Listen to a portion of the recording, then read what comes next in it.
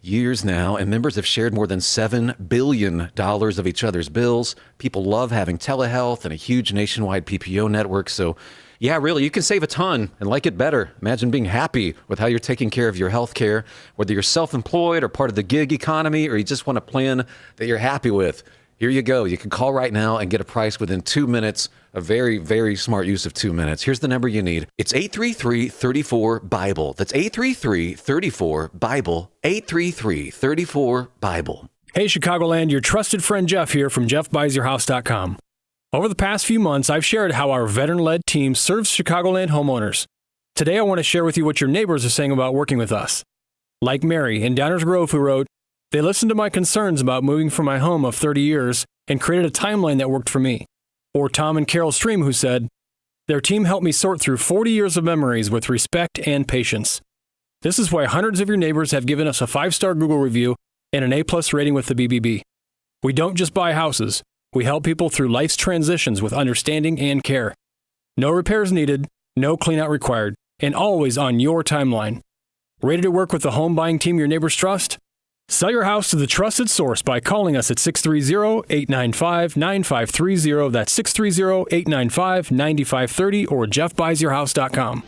Jenny McGuire is the fresh, bold, unapologetic voice of common sense, constitutional values, and conservative principles. With her sharp wit, she'll tackle the issues that matter most: faith, family, and freedom.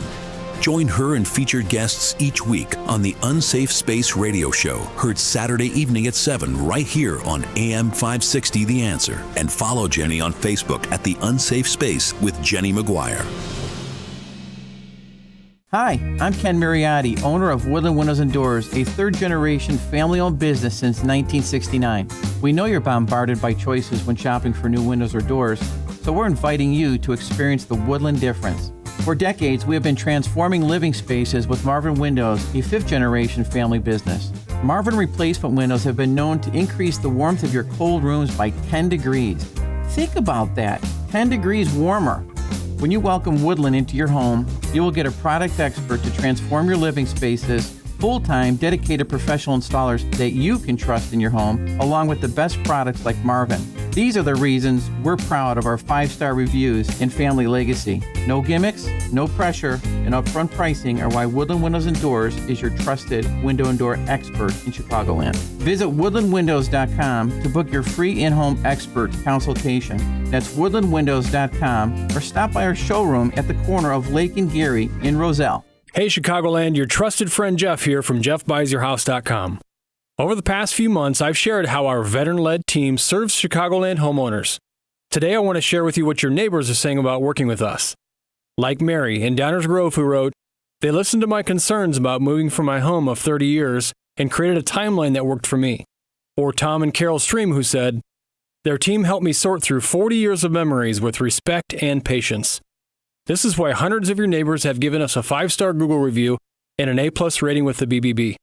We don't just buy houses. We help people through life's transitions with understanding and care. No repairs needed, no cleanout required, and always on your timeline. Ready to work with the home buying team your neighbors trust? Sell your house to the trusted source by calling us at 630-895-9530. That's 630-895-9530 or jeffbuysyourhouse.com. Now, from the Signature Bank Studios, now your official weather forecast. Today will bring more sunshine with a high of 68. Tonight, expect partly cloudy skies with a low of 57. Tomorrow, anticipate breezy and warm conditions with a mix of clouds and sunshine. Highs will reach 75. Saturday is set to be cloudy with showers and a thunderstorm possible.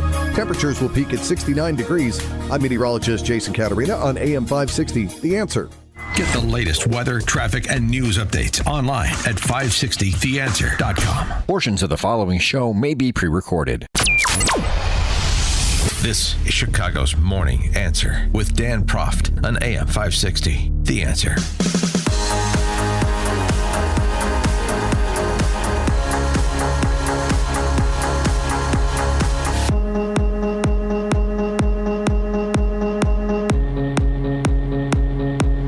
Top of the morning, Dan Proft here, and last night did a little No Kings pregame. the No Kings rallies to take place this weekend. A little pregame, CNN did. Of course, CNN did. A little town hall with Comrade Bernie and AOC, the front girl for the Socialist Spice Girls, there in the House. And those, the Socialist Spice Girls, that includes a lot of male impersonators, the Sean Castons of the world, the Dan Goldmans. The group has really expanded over the last couple of cycles. Anyway, Comrade Bernie and AOC, the brainchildren behind these No Kings rallies, which have really just taken off if you believe that having nomadic tribes of paid professional agitators show up for rallies like they do outside of ICE facilities is taking off, then I guess you could constitute as taking off. So it was Comrade Bernie and AOC, moderated by Klingon Collins, proof there is life out there. And it was all about the government shutdown, although AOC provides sort of a unified theory of everything that's going on. Of course she did. One of the intellectual leaders of the neo-Marxist party, she provided this unifying theory of what the right is doing online, why they're doing it, and what the left must do in response. But before we get to that, just the shutdown business. It was fun that Bernie walked right into a trap set by a young man when it came time for questions from at least some humans rather than just Klingon Collins and the plants in the audience. What's your question? Yes, thank you for your time, Senator. How do you think this shutdown reflects on Chuck Schumer's leadership? Well, I think it reflects more on Mike Johnson's leadership and President Trump's leadership. This is a leadership which said it's okay to give well, how do you feel? You tell me. Think it's a good idea to give $1 trillion in tax breaks to the richest people in the country and then make massive cuts to health care for working class people? I think Chuck Schumer has voted for continuing resolutions 13 times in the last 4 years, and he has the opportunity to vote for one again, but he's refusing to come to the table. Well, I think, look, as I have said. That's pretty good. That's pretty good. He did it perfectly. Smart kid. Set him up with a neutral question, understand what the response is going to be, and take the opportunity where it presents itself from there, which is the rejoinder that he offered. Yeah, he's got a point there, doesn't he? And by the way, don't even get into, that Schumer leadership question. Is this the Schumer shutdown? That drew the typical misdirectional response. But if you want to get into the business of talking about replacing Chuck Schumer, not just as Senate Minority Leader, but as a U.S. Senator altogether, I mean, come on. Of his leadership. But are you saying that Senator Schumer should not be worried about a primary challenge from you? All right. No. Let me jump in on this one. This is what we're talking about. That's exactly what we're talking about. This is what we're talking about. You have a country that is falling apart. We got a housing crisis, a healthcare crisis, an education crisis, massive income and wealth inequality, a corrupt campaign finance system, and the media says, "Oh, you're going to run? What are you going to run for?" Nobody cares. So one more time. Nobody. Oh boy! 312-642-5600 Turnkey.pro answer line. The back and forth. Now, over at News Nation, it was rather interesting because there was a different perspective on the shutdown. We'll get to that. But a little bit more from AOC. I guess since I telegraphed it, you might as well hear it. There was a lot of concern in the audience, and of course the audience was mostly neo-Marxists, cultural Marxists, if you prefer. And there was a lot of concern about the success that the right has had in terms of messaging on social media. And Comrade Bernie, he attempted to address this, but this is a little bit beyond his, core understanding. Well, there's so many things beyond his core understanding, but this is something that is so obviously foreign to him that he had to fall back on sort of the usual tropes. Why does Republican messaging on social media seem so much more effective than Democratic messaging, and what can we do about it? Well, that's a great question. I think the Republicans are effective. They have learned a lot about social media. And by the way, it doesn't hurt that their friends own all of the major social media platforms. You know, Bezos owns Twitter or X. Right. That would be Zuckerberg owns Meta, Facebook, and Instagram. Mr. Ellison is going to own you pretty soon. I think he's going to take over CNN, not to mention CBS.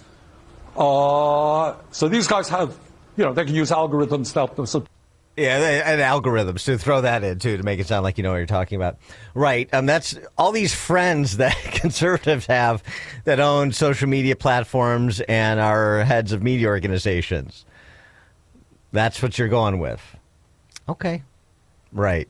Jeff Bezos, the guy who owns the Amazon Post, is all of a sudden a friend because he showed up to the inauguration. It was Mark Zuckerberg who did the bidding of the federal government to quiet people down about COVID and other related matters, whatever the Biden administration functionaries wanted quieted it down. He's now all of a sudden a friend. Yeah. Friends. Even Musk and Trump, you know, have a on-again, off-again relationship, as has been well documented.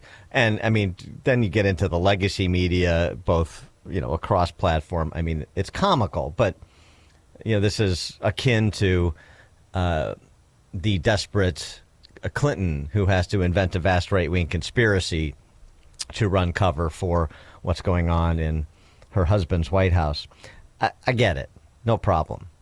AOC has a bigger, better explanation and call to action on this score.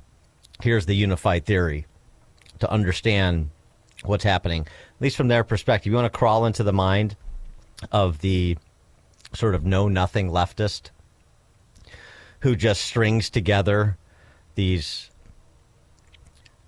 talking points from the central office into some sort of comprehensive explanation of why they aren't in power and what they need to do to get in power. You know, there's a lot of what's our message, who are we, and who we need to be is basically, you know, full on, out and proud Mamdanis. We need to, you know, fully embrace Marxism. We don't call it that.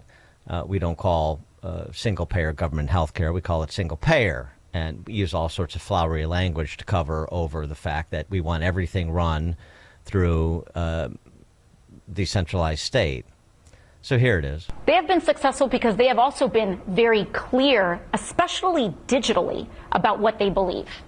That women are inferior, that they do not deserve equal rights, that they believe that LGBTQ Americans are subhuman, that they believe and are circulating disgusting racial and white supremacist messaging that they are able to get away with digitally and online. And they are able to radicalize and target and exploit a generation of young boys, in particular, away from healthy masculinity and into an insecure masculinity that requires the domination of others who are poorer, browner, darker, or a different gender than them. And that is why they are resonating online, because they are appealing to the most basest and worst parts of human nature to divide us. And why to divide us? So that the same people who own those platforms, people like Elon Musk, Peter Thiel, Mark Zuckerberg, that these people can continue to get away with highway robbery in tax cuts and in order to fleece all of our pockets, cut our health care, keep our wages low so that we remain fighting amongst ourselves while they make themselves richer. And so in order for us to fight back against that, we must be clear about what we believe, have strong beliefs, and also be completely unwilling to bow to that kind of division and stand in solidarity with one another, especially when it is someone whose culture is different from ours or whose background we may not entirely understand, but that we honor, love, and see as our fellow Americans. So there you have it. The reason that Trump got elected, that Republicans are in charge of the House and the Senate, is because we have done an effective job on social media radicalizing young men by convincing them that women are inferior and trans people are subhuman. Is there any evidence to support that claim? I mean, in terms of this being there's all sorts of intemperate things said from all directions on social media platforms, but I mean that this is center cut conservatism or center cut MAGA-ism. No, of course not. It's silly. This is groping in the dark. That's what you heard last night. Because they can't sell who they are. Who they are doesn't work. Who they are in terms of what they want to do. It just doesn't work. And they can decry the consequences of the policies they pursued over the last 4 years and attribute it all to the last 7 months. It just doesn't have that much persuasive capacity, I think, for most. I mean, really, all they have is all they've had for the better part of a decade, which is hate Trump and embrace Marxism. And it's just not really being received well, not well enough. They need more. They want to talk about the channels like that's a problem. It's what they're piping through the channels. And by the way, Republicans have all kinds of messaging challenges, too, and have historically. It's more unified. Trump is moving at a breakneck pace. It keeps people in line, leadership building consensus and all as it does. That's what's happening on the Republican side. But, it's never the channel. It's what you're piping through it. And you abdicate because you can't handle any sort of cognitive dissonance, any sort of disagreement. So you all abdicate to blue sky because you can't discuss anything intelligently on Twitter or on X, for example, or even on Facebook, I guess. And then you wonder why people aren't hearing your impassioned pleas. And then in addition to that, you make unity calls while you're demonizing the people that are supposed to rally around you. Don't you find that odd? I always find this, here's what we need to come together against those that are dividing us. These young men that we used to have, but we don't have anymore. Certainly not in the same numbers, because they've given over to white supremacy and they're all exhibitors of toxic masculinity, and they believe trans people are subhuman and women are inferior. Now, won't you join us? Join you in what? Right. Spit in my face and why don't you meet me for lunch? No, I'll pass. By the way, there's also some disagreement in the ranks. There's some wrangling about eliminating the filibuster, the default position as they're trying to pin the shutdown on Republicans who are in charge it's two things. That's number one, but also it's this idea that 51 votes. So but there's disagreement about that. It happened in this News Nation town hall that was happening at the Kennedy Center, hosted by Fredo Cuomo. At the same time, this No Kings pregame was going on at CNN, and Ro Khanna from California and Joe Manchin got into it about eliminating the filibuster. There's disagreement there. There's also disagreement about who's responsible and who should essentially accept responsibility for the shutdown as we enter week 3. And here was John Fetterman on that topic. That's why shutting the government is really what the Democratic Party wants to do. And I follow country, then party. And it's the wrong thing for the country in a period of chaos. I refuse to vote to shut our government down. I absolutely would love to have...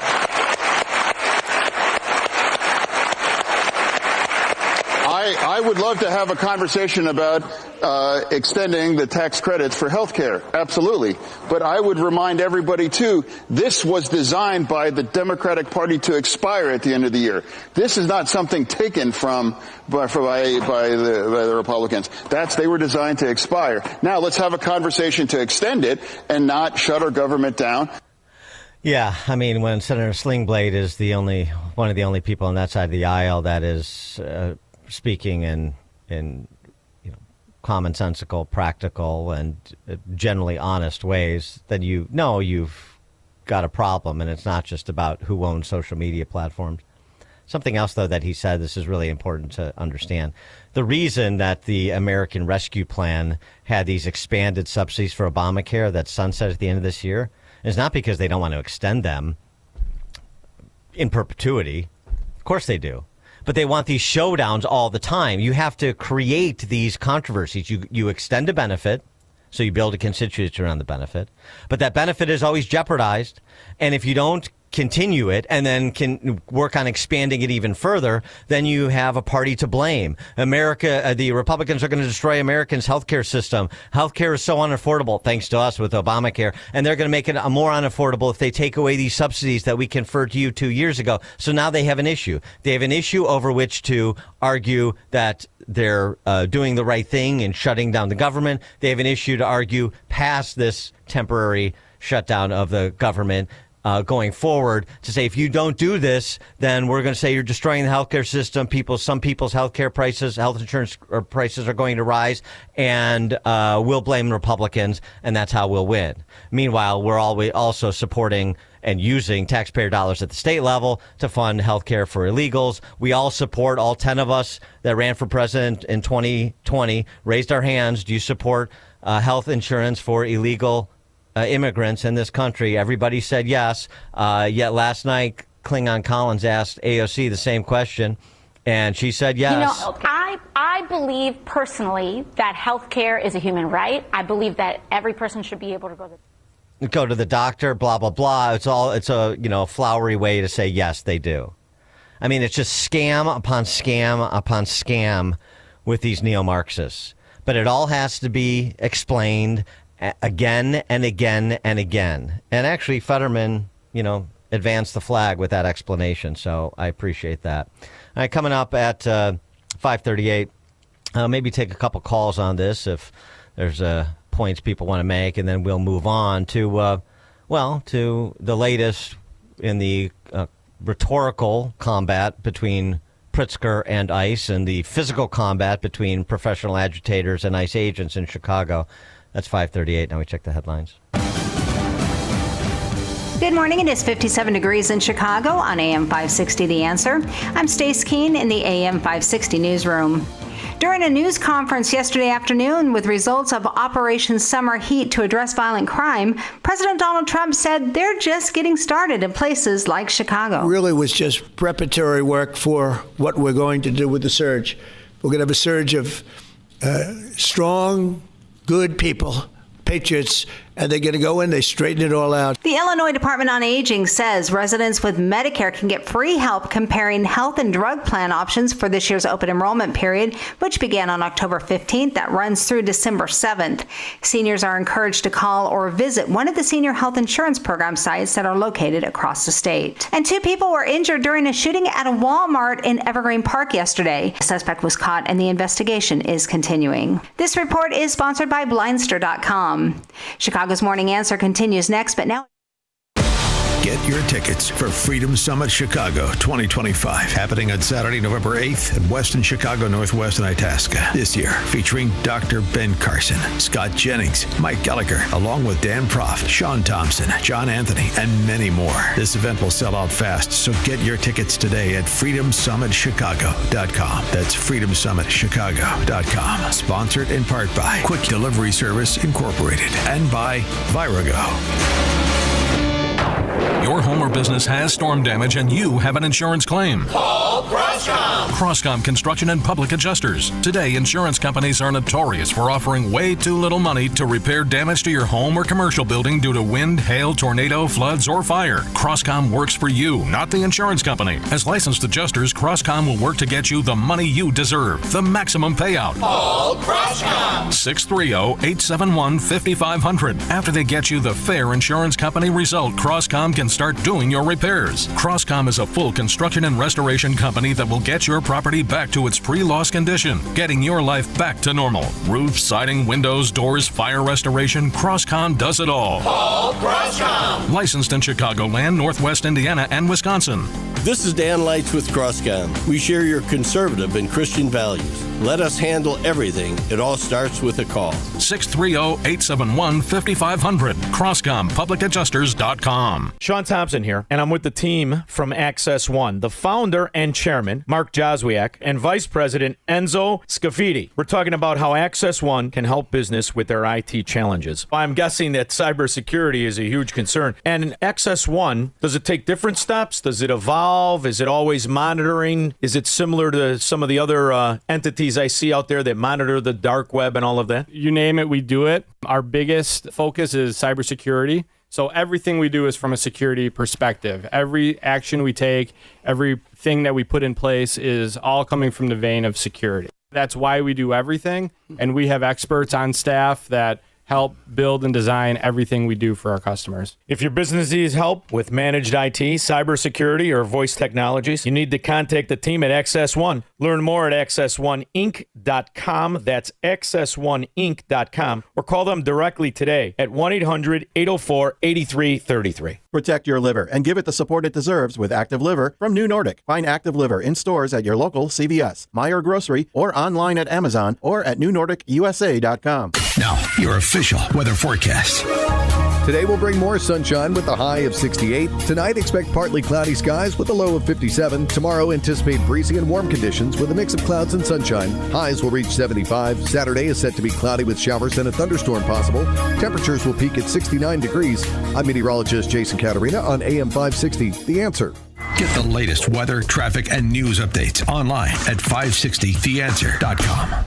This hourly segment is brought to you by Forever Remodeling. Stress-free and high-quality remodeling. View their stunning transformations online at the number 4everremodeling.com. Now, from the Signature Bank Studios.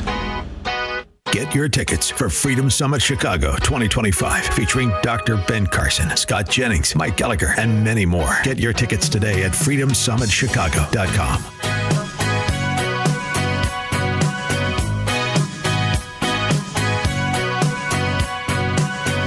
Top of the morning, Dan Proft here, talking about the AOC, Comrade Bernie, Klingon Collins, CNN Town Hall, the No Kings pregame, talking mainly about the quote-unquote shutdown. The dissension within the ranks of Dems. You heard from Pennsylvania Senator Slingblade there, Fetterman, who voted for the clean CR in the Senate, doesn't believe Democrats should be holding this up, believes that they are holding it up, which is obvious, and is happy to have a talk about extending Obamacare subsidies that were enhanced under Biden on a go-forward basis, which probably most of Congress is as well, because it's much easier to spend money you don't have than it is to risk any political consequences for not spending it and have to make an argument back to your constituents about why this is lunacy, which I was making. And so this is what the Dems do. You, as I said, confer a benefit, so you have a constituency. That's what happened when you expanded who is eligible for Obamacare subsidies to keep up with the spiraling costs of Obamacare as predicted because of its de facto government-run health care in this country at this point. And then create a moment where there's conflict over whether or not to extend, to keep these benefits, to maintain the beneficiaries on the rolls. So then you have this constituency and you manufacture an issue. And you try to point blank Republicans and say, well, are you going to do this, or people are going to see a massive increase in the cost of their health care because of the program that we set up, because of the way we do health care in this country, because when you subsidize something, you get more of it. So health care prices are going up the same way college's tuition is going up because the federal government is subsidizing, among other externalities created by terrible public policy. But do you want to risk drawing the ire and having Comrade Bernie and AOC and all their friends running around? They're destroying healthcare. They're destroying healthcare. This is the Chicken Little routine that the two of those knuckleheads did on CNN last night. And that's what Republicans are afraid of. In addition to the fact there are a lot of big spending Republicans in both caucuses that are happy to see our most important sectors be inextricably linked to the government, to the public sector. It's a perfect recipe for the ever expansion of Leviathan. And the left knows that, which is why so much of this fight is so phony. And even on the side of reducing federal headcount, 4,000, 10,000, Russ Vought, upped it from 4 to north of 10 yesterday on a podcast. Okay, fine. I'm all for reducing headcount where it's appropriate in bureaucracy. But in terms of real cost savings, if that's the argument that they're attempting to make, any such cost savings is ephemeral because of exactly what I'm talking about. They've spent exponentially more than any cost savings you're going to realize by riffing 10, 15, 20,000 federal employees because of these ever-expanding entitlements. So, I mean, that's just the backstop or the backdrop of all this. Just so we understand that there's no real paradigm shift happening. This is simply the political blame game in advance of 2026 and not much more. Yeah, I mean, some people are going to be impacted on the margins temporarily and some government employees perhaps permanently because that TRO that, some Biden or I think it was a Clinton appointed judge actually imposed on Russ Vought's riffing, that won't stand on appeal. I guarantee you. It's ridiculous. Another politician in a robe. But in terms of the impact it will have on the size and expense of government, I mean, forget it. It's unserious. So let's get serious about that. Nevertheless, the politics of it does matter. And who controls the House and the Senate next year does matter. And so how the gamesmanship that is going on here matters in the short term as a setup for the medium term. And the larger sort of unified theory, as I've described it, that AOC offered yesterday in terms of describing what she says the right is doing, that's important because that will frame their messaging going into 2026 and beyond. I mean, they are stuck in this identitarian doom loop. And they don't think it's a doom loop, which is fine by me, because it's sort of rerunning the same race. If you want to stick to your offering, we'll stick to our offering. We know how this went, and we know how this turns out.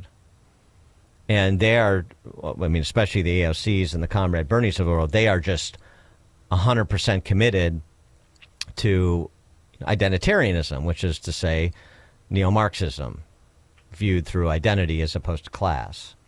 312-642-5600, turnkey.pro answer line. And there were a couple of humorous moments, unintentionally so, yesterday I want to get to as well on the topic. Mark Oaklawn. Dan, thanks for taking my call. That AOC, all the Democrats, all they care about is absolute power. They don't care about how much money something costs. Obamacare, it could go up 1,000%. They don't care. It's about growing the government and staying in power and making the people reliant on those clowns. And AOC, the only thing she can pour a drink. She doesn't care about family. She doesn't care about creating jobs. It's absolute power. Thanks for the call, Mark. I'm not sure she could pour a drink. I think she was a waitress. I mean, she could deliver one, maybe. I wouldn't want her to make me an old-fashioned. I just don't trust it. Matt in South Bend. Good morning. Thank you for taking my call. Was trying to stomach about a half hour of that and made it that far. I was kind of proud of myself, but was just imagining, where was the joy? Where was the Kamala? Where was the Obama? And seeing that they have gone away, they pushed away that, I just think the narrative just hasn't changed. They're not giving us any joy. They're not bringing us together. They don't have a solution, and they're being routed. Thanks for the call, Matt. They want us to all come together around demonizing young men as white supremacists who think women are inferior and transgender people are subhuman, none of which is true, and none of which is part of any legitimate conservative message. None of that's true. But again, you have to be the most outlandish. It's a competition to see who can be the most outlandish, the most irresponsible, the most incendiary. That's how you get attention.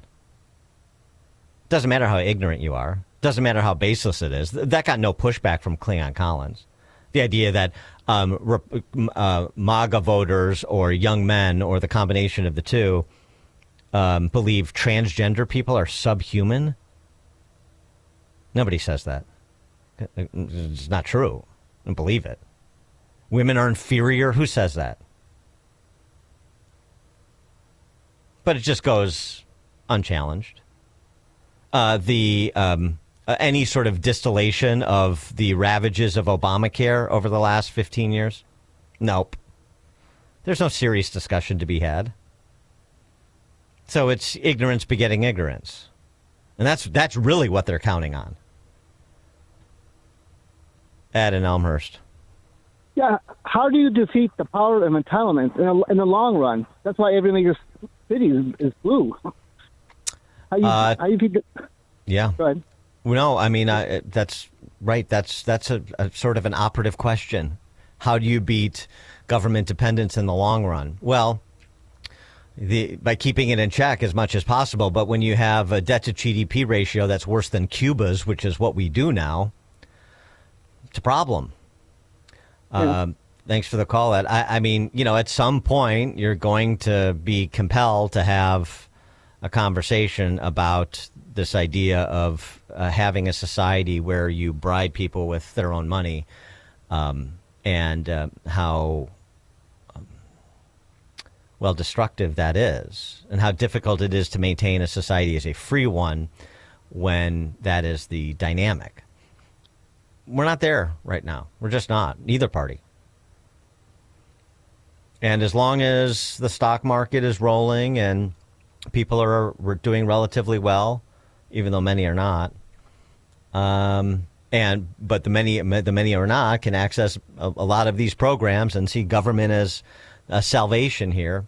As long as that's the attitude, government is the first responder, the option of first resort when it comes to any sort of trouble in my life, any sort of difficulty in my life. You write blank checks to your K through 12 school systems, watch them liquidate your house, don't care what the outcome is. What kind of return on that investment you're getting for your kids. So you let these institutions that you finance rot from within while they fleece you, and you run to the government to say, please help me, the people who fleeced you. It's a problem. I don't know. And there's no sort of, we snap our fingers, we have a national dialogue. I mean, this is, really going to take some time, and it's going to take a lot of political leadership / courage, because it's not going to be received well in many quarters. And that's just not really on the horizon from what I see. There's a few people, even in sort of conservative intellectual circles, is this not a priority? Other than maybe for Mitch Daniels, but I mean, it just isn't. So that's where it's at.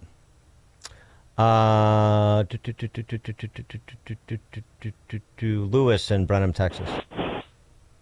Good morning, Dan. If the Democrats really want to know why they did not get into the White House and in the Congress, I mean, just look at the issues on TV, the way they're handling the government shutdown, the way they're handling everything that's going on in Chicago and Portland and stuff like that. Think of it as a relationship. Nobody wants that crazy girlfriend that brings all the drama, and that's what they do, is they bring that type of drama, and nobody wants that. That's why people voted against it. And, that's the reason why for that. A question I did have for you, Dan, too, as well, is with all the things that are going on in Chicago, I've seen a lot of social media. I see a lot of these ICE vehicles being boxed in and not only side streets, but on major city streets over there. And I was wondering, why aren't the police coming to help on that issue. Now, I understand that the mayor doesn't want them to help ICE, but this actually is a city law issue with violations for vehicles where they're blocking the intersections for possibly emergency vehicles and stuff like that. And I noticed that I don't ever see a cop coming to, to kind of break up the roadways and stuff like that. Yeah, thanks for the call, Lewis. Well, I mean, I think that's changed after that embarrassing incident the other week where the stand-down order was given by the chief of patrol for the Chicago police. Because you have seen Chicago police respond to the incident that happened on the southeast side of the city the day before last. You have had Illinois State Police help to clear the streets in Broadview so that ICE vehicles can get in and out of that facility in emergency vehicles as necessary. Actually, Greg Bavino, the commander for ICE enforcement, even recognized Illinois State troopers there on that score. So I think that's changing a bit, but we'll get to that issue a little bit later on. I did want to include some of the fun because it's not just all invective and vitriol. It's waxing poetic on the shutdown.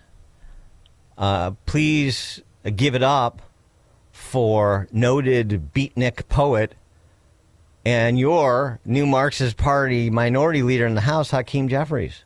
House Republicans shut the government down. Then they ran out of town. And for the last 3 weeks, they're nowhere to be found. You see what he did there? All right. Now that could be on a T-shirt or a placard. It reminded me of one of the, great rhythmic speeches of all time. I mean, I think that will go down in the pantheon of important prose, political prose. I mean, I'm not saying it's to this level, but it reminded me of a more entertaining time when it came to political rhetoric. And it's a Chicagoan who gave it to us. Jesse Jackson Sr.? I mean, come on. Jesse Jackson Sr. reading Green Eggs and Ham? You do not like green eggs and ham? I do not like them. Sam, I am.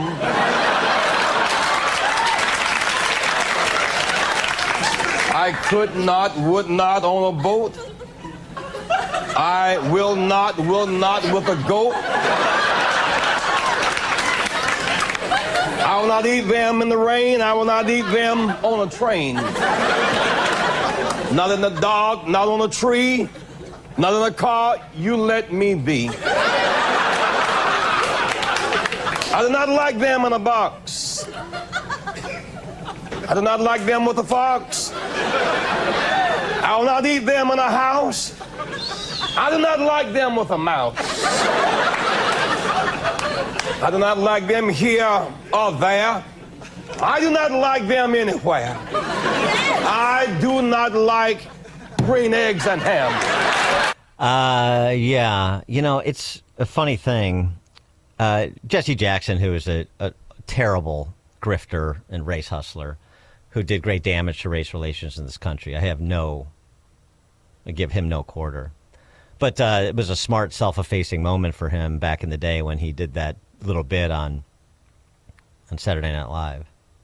Hakeem Jeffries doesn't have sort of the self-awareness to appreciate how ridiculous he is, or to be self-effacing in the way that Jackson was. He's just not that savvy. But something about that, Hakeem Jeffries doing that immediately reminded me of that effort to Martin Luther King it, to Jesse Jackson it, with the stylistically. But the whole green eggs and ham thing, it was poking fun at himself, which made him more human. But it also was a tell that the rap was just a rap. It was just a rap. There was no real meaning behind it. It was a means to his personal ends, mostly financial and aspirationally political. And that's the same thing here. these chants and the songs and the slam poetry attempts, it's just a rap. It's nothing substantive, at least not as it pertains to you and your quality of life interests. Coming up at 6:06, we'll turn our attention to that Louisiana the Louisiana case before the Supreme Court. It is now 6 a.m. on AM 560 WIND Chicago. Much of the government is closed for a 16th day. I'm Dave Anthony, Fox News. This is a Democrat Schumer shutdown. And he's trying to do it to get relevance back into the party because he's a loser. President Trump and Republicans blame the Senate's minority leader as vote after vote to fund the government fails. Democrats keep demanding provisions to prevent looming cuts to Obamacare subsidies for many Americans. Independent Senator Bernie Sanders told a CNN town hall. If Trump wins this fight, our healthcare system could well collapse, and tens of thousands of people could die every single year. Hamas has turned over the bodies of 2 more dead hostages to Israel. It's up to 9 so far. 19 more still not returned as the Gaza ceasefire agreement calls for. Hamas says it's all they can find. President Trump says the search continues. It's a gruesome process. I almost hate to talk about it, but they're digging. Now, the U.S. operation to stop drug trafficking out of Venezuela is intensifying. U.S. Ambassador to the UN, Mike Waltz, just told Fox. These are designated terrorist gangs. And President Trump is going to do whatever it takes. After military strikes took out 5 drug boats, killing 27 alleged narco-terrorists off the coast, the president authorized covert CIA action inside Venezuela. He said he did so because the government of Venezuela and its leader, Nicolas Maduro, had released prisoners into the U.S. and drugs were coming into the U.S. from Venezuela.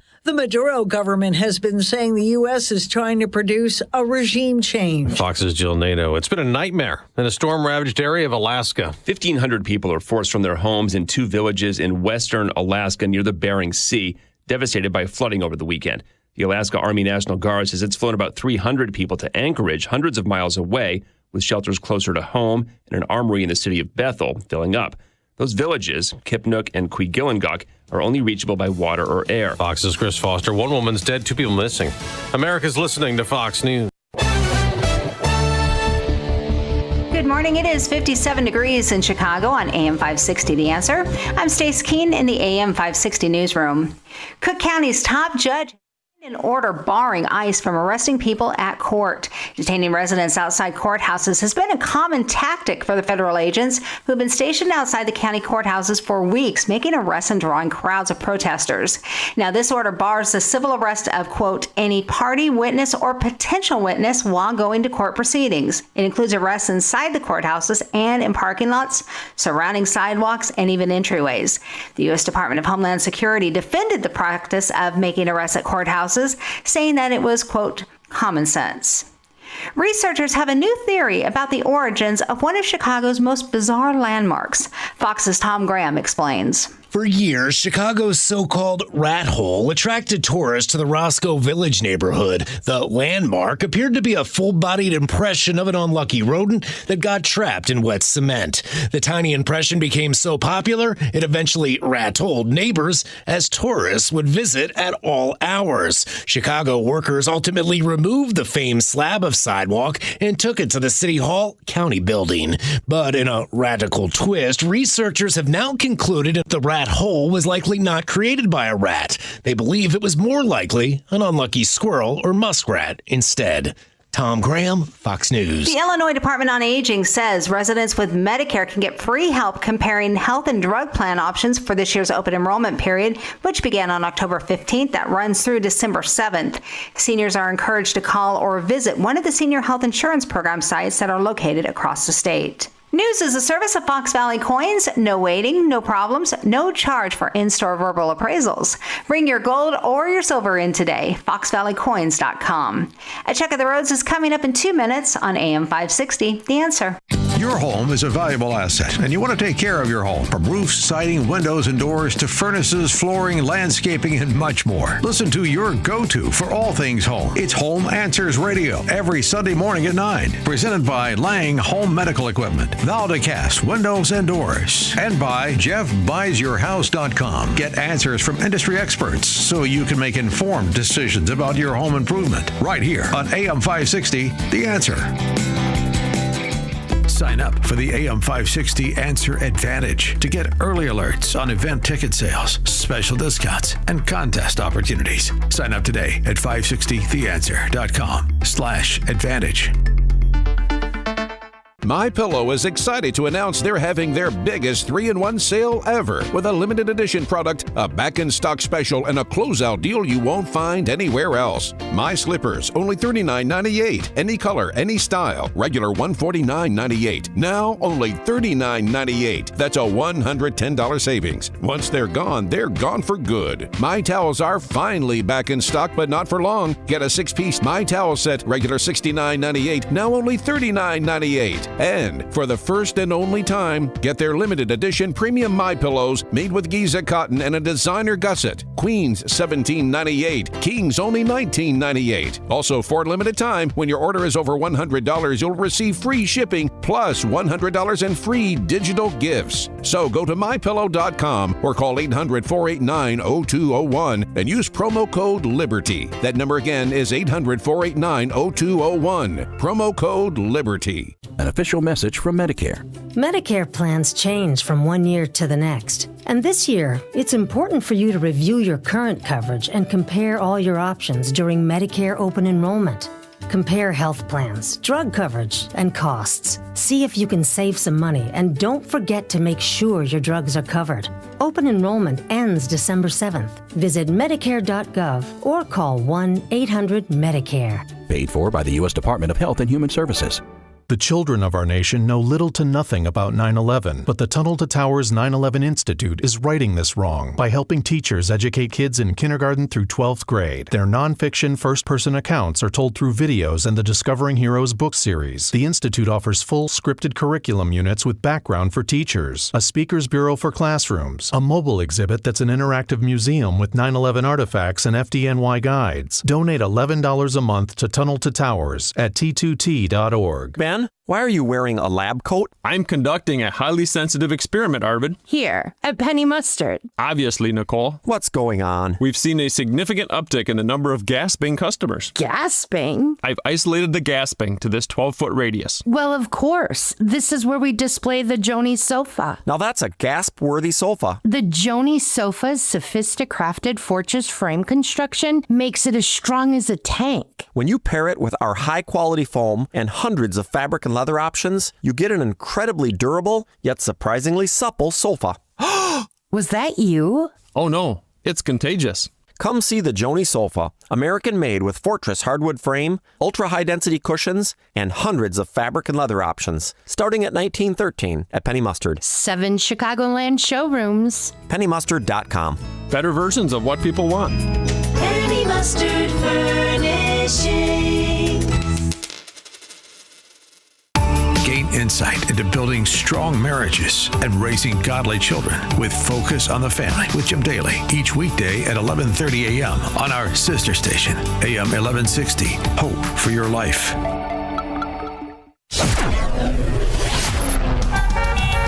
Taking a look at the roads from the Team Hochberg Traffic Center, I'm Sue Aller. Looking great on the Eden both ways from Lake Cook to Montrose, about 14 minutes in both directions. The Kennedy inbound from O'Hare to the Burnt Interchange, 17 minutes. Outbound is 23 with a collision right at Central Avenue. The Eisenhower inbound from Wolf to the Old Post Office is 13 minutes. Outbound looks good at 14. The Stevenson, no delays from the Tri-State to Lakeshore, 21 minutes. Outbound is 16. The Dan Ryan from 95th to the Burnt Interchange, inbound is 14, outbound is 11. Now there is a crash on the inbound side at 83rd Street, so the delays begin right around 95th Street, and the tollway slows down on the northbound side as you approach the Eisenhower. Traffic is a service of Surround Chicago. Chicago's Morning Answer continues next, but now a check of your forecast from the National Weather Service. Today will bring more sunshine with a high of 68. Tonight, expect partly cloudy skies with a low of 57. Tomorrow, anticipate breezy and warm conditions with a mix of clouds and sunshine. Highs will reach 75. Saturday is set to be cloudy with showers and a thunderstorm possible. Temperatures will peak at 69 degrees. I'm meteorologist Jason Caterina on AM 560. The Answer. Get the latest weather, traffic, and news updates online at 560theanswer.com. Now, from the Signature Bank Studios. This is Chicago's Morning Answer with Dan Proft on AM 560. The Answer.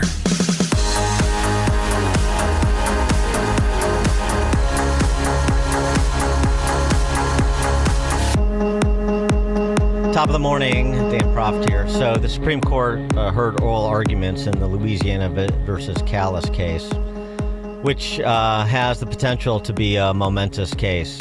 This is important on a number of fronts. The Voting Rights Act and a proper interpretation of it to prohibit discrimination in any direction. And of course, the issue that's been taken up ever since the redistricting in Texas, and now Prop 50 on the ballot in California to do redistricting there. That will be on the ballot there in November, which is gerrymandering. The two are linked, of course. And the problem is there is conflicting jurisprudence on this issue of drawing majority-minority districts for the purpose of installing minority representatives, minority congresswomen. Before we get to some of the key exchanges yesterday, because Sotomayor and in particular KBJ were pretty exercised on the issue. Here's our friend Mike Davis from the Article 3 Project talking about this case, giving a little bit additional context and suggesting that the majority of the court may finally be on the cusp of eliminating so-called DEI districts, at least eliminating them as meeting constitutional or passing constitutional muster. 65 are these activist judges have misinterpreted the Voting Rights Act of 1965, Section 2, to create these DEI districts, these House districts where you have Black or Hispanic Democrats who control these districts. And let's just be very plain here. Mark Elias, these other Democrats do not care about minority representation. They care about Democrat representation. If we had a Black member of Congress who's a Republican, they would chase that Black member of Congress out yesterday. So let's just be very clear with what we're dealing with here. So this is before the court. Louisiana has a map where they had 6 districts. One of them was majority minority. One of them was a Black district out of the 6. The courts challenged, they challenged this in the courts, and then they came to 2 districts, right? And now it's before the court, and the Supreme Court heard oral argument today whether under Section 2, if you're considering race as the issue, whether that violates the Equal Protection Clause of the 14th Amendment and violates the 15th Amendment's guaranteed of outlaw of intentional racial discrimination in voting. It looks like the Supreme Court is finally going to end this Democrat charade where they have these DEI districts that, again, they don't care. These Democrats do not care about racial discrimination. They care about Democrat power. And so the Supreme Court, I think, is going to hold that this interpretation of Section 2 of the Voting Rights Act of 1965 that requires DEI districts violates the Equal Protection Clause of the 14th Amendment and maybe the 15th Amendment. That's where this is likely heading. And that means that the Congressional Black Caucus and the Congressional Hispanic Caucus, these 2 Democrat caucuses, are going to get a lot smaller. Right. I mean, so there's a couple of issues here that all fall under the heading soft bigotry of low expectations. First is the idea, and this was expressed yesterday by Sotomayor, that a majority white district will not elect a minority congressman, which, of course, the real world gives lie to in many instances in both parties. I mean, to Mike Davis's point, my congressman in Southwest Florida, which is the most conservative district in the most conservative county in the state, and like 98% honky, is Byron Donalds, who's now running for governor. Talk to the people in Wesley Hunt's district in Texas. On the other side, I mean, in Illinois, on the Dem side, I mean, Tom Dart, I mean, just at the legislative level, it's the same concept. Legislative level, honkies like Tom Dart represented majority minority districts during his time in the General Assembly before he went to be Cook County Sheriff, just as an example, but they're myriad. So that's the one, that's one aspect of the soft bigotry of low expectations.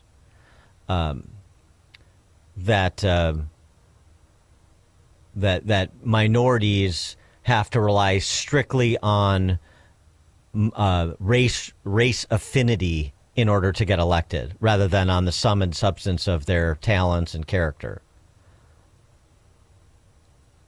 It's not true.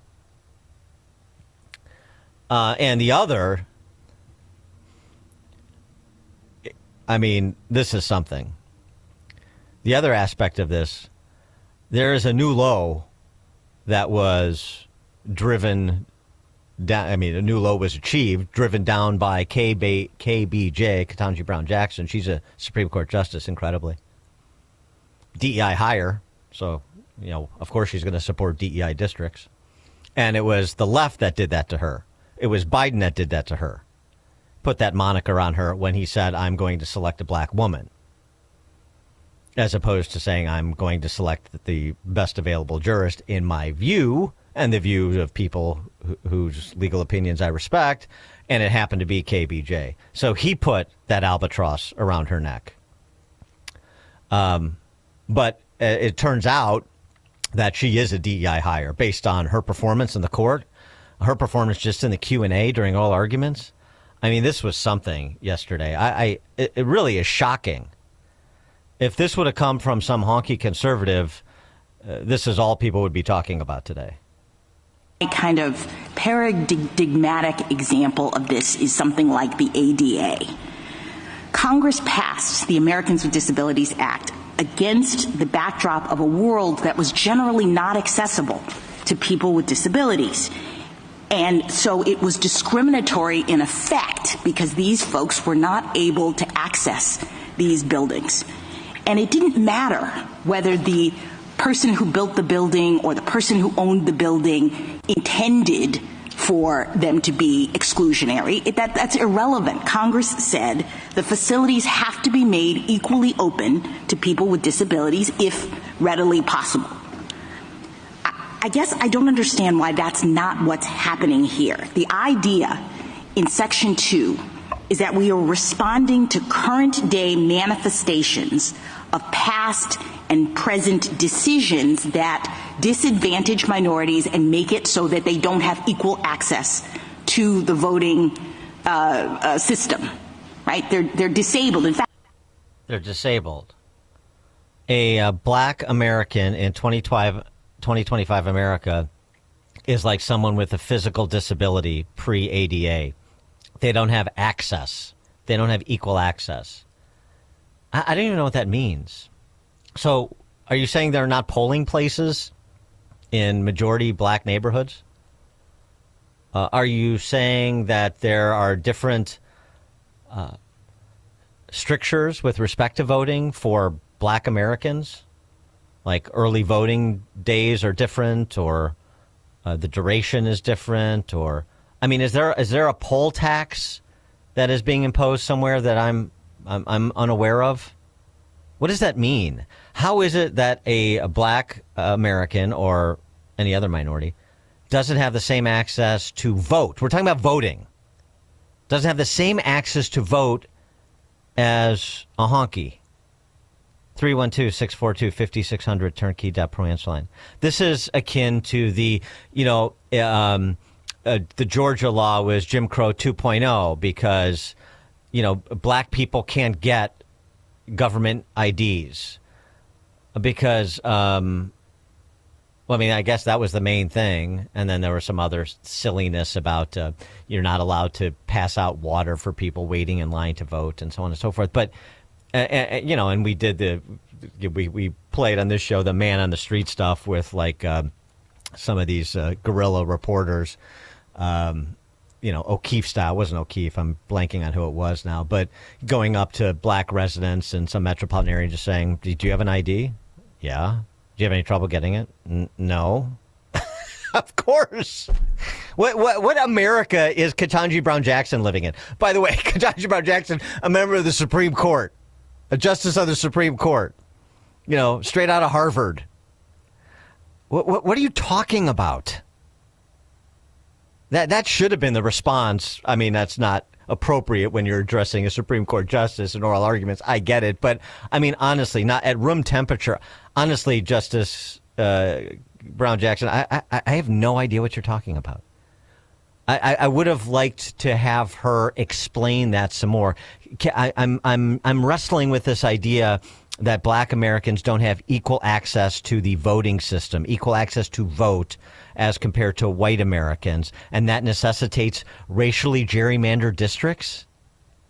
I'm having a problem with the premise, and I'm really struggling with the logic. 312-642-5600, turnkey.pro answer line. Wow. I mean, talk about infantilization. I just don't get it. Like, how do black Americans listen to that and not be insulted? I really don't understand, because it is an insult. You're not disabled. I mean, unless you are physically disabled. But I mean, you're not comparable as a population to people with physical disabilities. Like, you don't have equal access to vote. That's just not true. And if somebody wants to make the alternative case, go ahead. Specifically, give me examples. Who is being prevented from voting based on their race in this country? No one. Tom in Cherville, you're on Chicago's Morning Answer. Dan, you gave a great example of your representative, but I also think of Alan West when he served for 2 years in his district that he represented. That was a majority Caucasian, I believe, and Mia Love in Utah, so was hers. So right. The progressive argument that that doesn't. I would have crawled on glass to vote for Alan West if I was down in that district. Yeah, exactly. Thanks for the call, Tom. And by the way, like if we had, like that young lady we had on the show the other day that's running against Jonathan Jackson in the 1st Congressional, Christian Maxwell is her name. I mean, if she were running against Sean Casten in the western and northwestern suburbs, you think conservatives would be supporting her? You're damn right they would be. Are you kidding? Maybe she couldn't get a majority of the vote any better than Keith Pekau or Jeannie Ives could get against Sean Casten, but that's a commentary on the district. That's not a commentary on the race of the nominee. It's a commentary on the lunacy of the electorate there. I mean, it's just that these arguments that are ripped from in America from 60 or 160 years ago are specious. And they should be called out as such. We can recognize the indignities and illegalities and barbarism of the Jim Crow era and of slavery, and still also recognize reality. You're able to do all of those things. You're able to recognize and process a terrible time period in America when the subjugation of other human beings was under the law was the reality. And you're also able to, the sensible person is also able to recognize how that is easy to distinguish from America in 2025. I mean, seriously. Mike in Union. Hey, good morning, Dan. Yeah, she has no argument. She's searching for words. And I swear it may have been Kamala Harris talking there for a minute. But quick question for you, Dan. Being a lawyer, McHenry County was incorporated with Lauren Underwood, who lives nowhere near us, and took away a lot of our vote. Is this, if this tends to favor towards common sense, will this have an effect on Illinoisans and the redistricting that they've done here? No. Thanks, brother. Thanks for the call, Mike. It won't, because this is specific to race-based gerrymandering, and that's not the case in the Underwood district.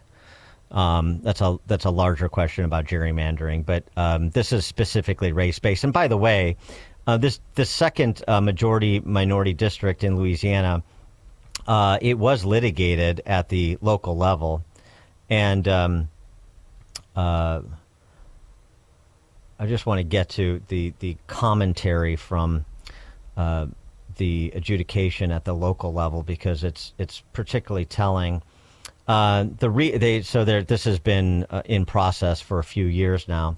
They redrew the second majority minority district that was struck down in a challenge in the Western District of Louisiana as a racial gerrymander district that violates the Equal Protection Clause. And as you heard from Mike Davis, that's what's at stake. That's what's at bar here, the 14th and 15th Amendment, and whether these racial gerrymander districts run afoul of those protections. And they do, in my opinion. A 2-to-1 majority in the Western District of Louisiana found that the district was, quote, a bizarre 250-mile-long slash-shaped district that functions as a majority-minority district only because it severs and absorbs majority-minority neighborhoods from cities and parishes all the way from Baton Rouge to Shreveport, that fails to comport with traditional districting principles. Without getting, shepherdizing this, getting too deep in the weeds, the interesting thing about this, one of the interesting things about this case, I mentioned there's a conflict with the jurisprudence, and that's in part because of Roberts' majority decision in a case just a couple of years ago with the same composition of the court. It was a case out of Alabama, Allen v. Milligan, 2023, that invalidated an Alabama congressional map that had one rather than two majority black congressional districts. And then 3 weeks later, that same court invalidated the practice of discriminating based on race in college admissions in the Harvard case. So, I mean, it was, Roberts is a sort of two minds. But the Milligan decision, Roberts said, did sort of base this on a totality of the circumstances test. It was very ambiguous. Justice Thomas's dissent in that case is particularly salient, and I think is ultimately going to win the day here. Kavanaugh wrote a concurrence.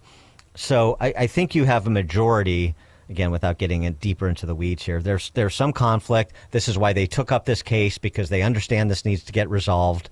And based on, it's hard to read tea leaves just based on what you hear in oral arguments.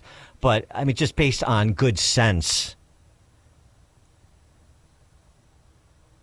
I think you're going to see them move to interpret Section 2 of the Voting Rights Act the way I think it was initially intended for the effect it was initially intended to have, which is to eliminate, not inculcate, racial discrimination as the basis for map making. Right? Otherwise, you're forever in this quagmire. It's the same thing with college admissions. It's the same thing that's anything race-based. You're forever in this quagmire of conferring benefits based on race, which is inherently discriminatory. And so it's time for the Supreme Court to get us out of this quagmire. By the way, the reason there is such hue and cry from the left is because the combination of what we talked about a few weeks back when Texas redistricting was all the rage and was drawing responses like that Prop 50 in California that's on the ballot in November that I mentioned. The Democrats understand that if you want to play the redistricting, the remapping game the way that Texas did, well, the states that are growing are in a much better position and are, and they're red, they're in a much better position to add to their ranks than blue states with declining populations. Thus the need for all the illegal immigrants. Oh, well, now throw this in. And here was the CNN drill down on what this could mean. The combination of the states that are looking at redistricting mid-decade combined with what the implications of a positive decision against discriminatory map drawing in this Louisiana Supreme Court case could mean. you're talking about a significant swing in the balance of power in the House. Actually represents pretty accurately, mathematically, how the country is divided over the question of the presidency. But if you look at this is what the party pickups would be for congressional districts. Republicans, 5. Missouri, 1. North Carolina, 1. Ohio, 2 or 3. Indiana, 1 or 2. Florida, still discussion down there, but that could be another gold mine for them if they tipped it even further their way. Kansas 1, New Hampshire 1, and Nebraska. Democrats, Utah, California, Maryland. Look at this. If you offset California and Texas, Missouri and Utah, North Carolina and Maryland, everything left over is an advantage to the Republicans. And don't forget, the Supreme Court is considering what could really be the end of the Voting Rights Act, which would protect minority groups. So you don't have a state that's half black, for example, that elects only one congressional member and everybody else goes to the Republicans that would represent that population in some ways. So if that is gutted, Democrats could lose 19 seats. This would be a huge amount. Yeah, that's not true. It's not the gutting of the Voting Rights Act. It's the resuscitation of it consistent with its original purpose. That's what it actually is. And by the way, it doesn't mean that there necessarily be, just to put an exclamation point on this, it doesn't mean that there will necessarily be less minority representation in the federal government, in Congress. It just means that it will be distributed potentially differently across partisan lines. That's exactly just the point I just said. Sotomayor saying you have to have a 51, which is what she said yesterday, you have to have a 51% black population in order to get a black congressman. No, you don't. That's absurd. And it is, as I said, it runs afoul of reality. So, as Mike Davis said, they don't care about minority representation. They care about Democrat representation. And they want more minority representation as part of the Democrat representation so they can play identitarian politics and keep black voters in particular on the plantation, the political plantation.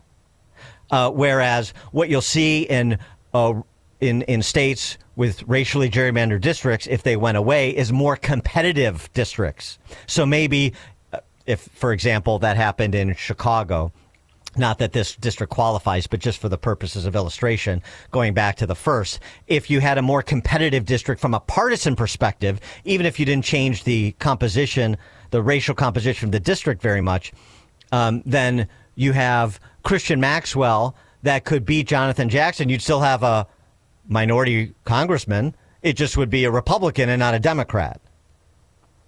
So all this gutting the Voting Rights Act and eliminating minority representation in Congress is silliness. Mike in the Western Burbs.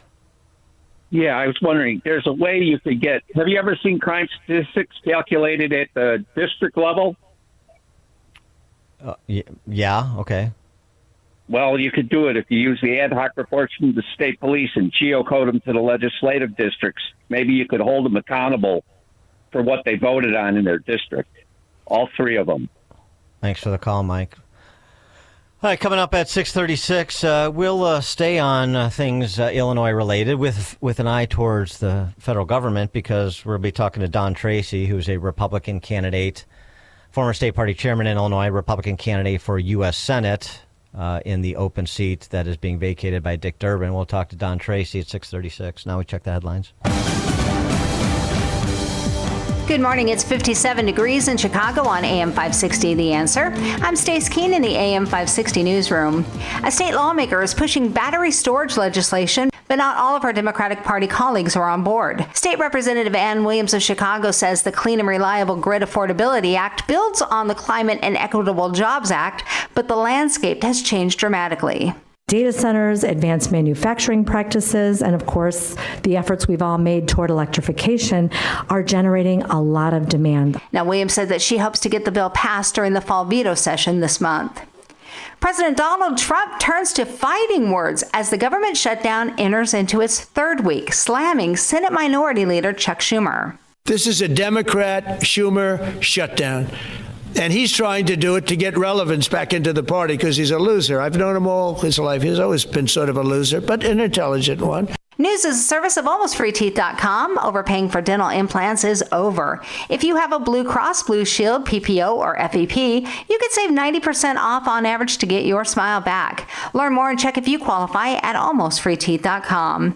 A check of the roads is coming up in 2 minutes on AM 560, The Answer. If you listen to the mainstream media and the Democrats, you'd think it was a sin to be black and conservative. Well, John Anthony blows up that perception every week on Black and Right. Join John this Saturday afternoon at 4 when he pushes back against the left and its regressive, progressive agenda that tries to dictate how people should think or feel about politics. Listen to Black and Right this Saturday afternoon at 4 right here on AM 560. The Answer.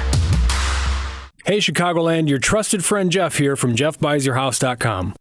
Over the past few months, I've shared how our veteran-led team serves Chicagoland homeowners. Today, I want to share with you what your neighbors are saying about working with us.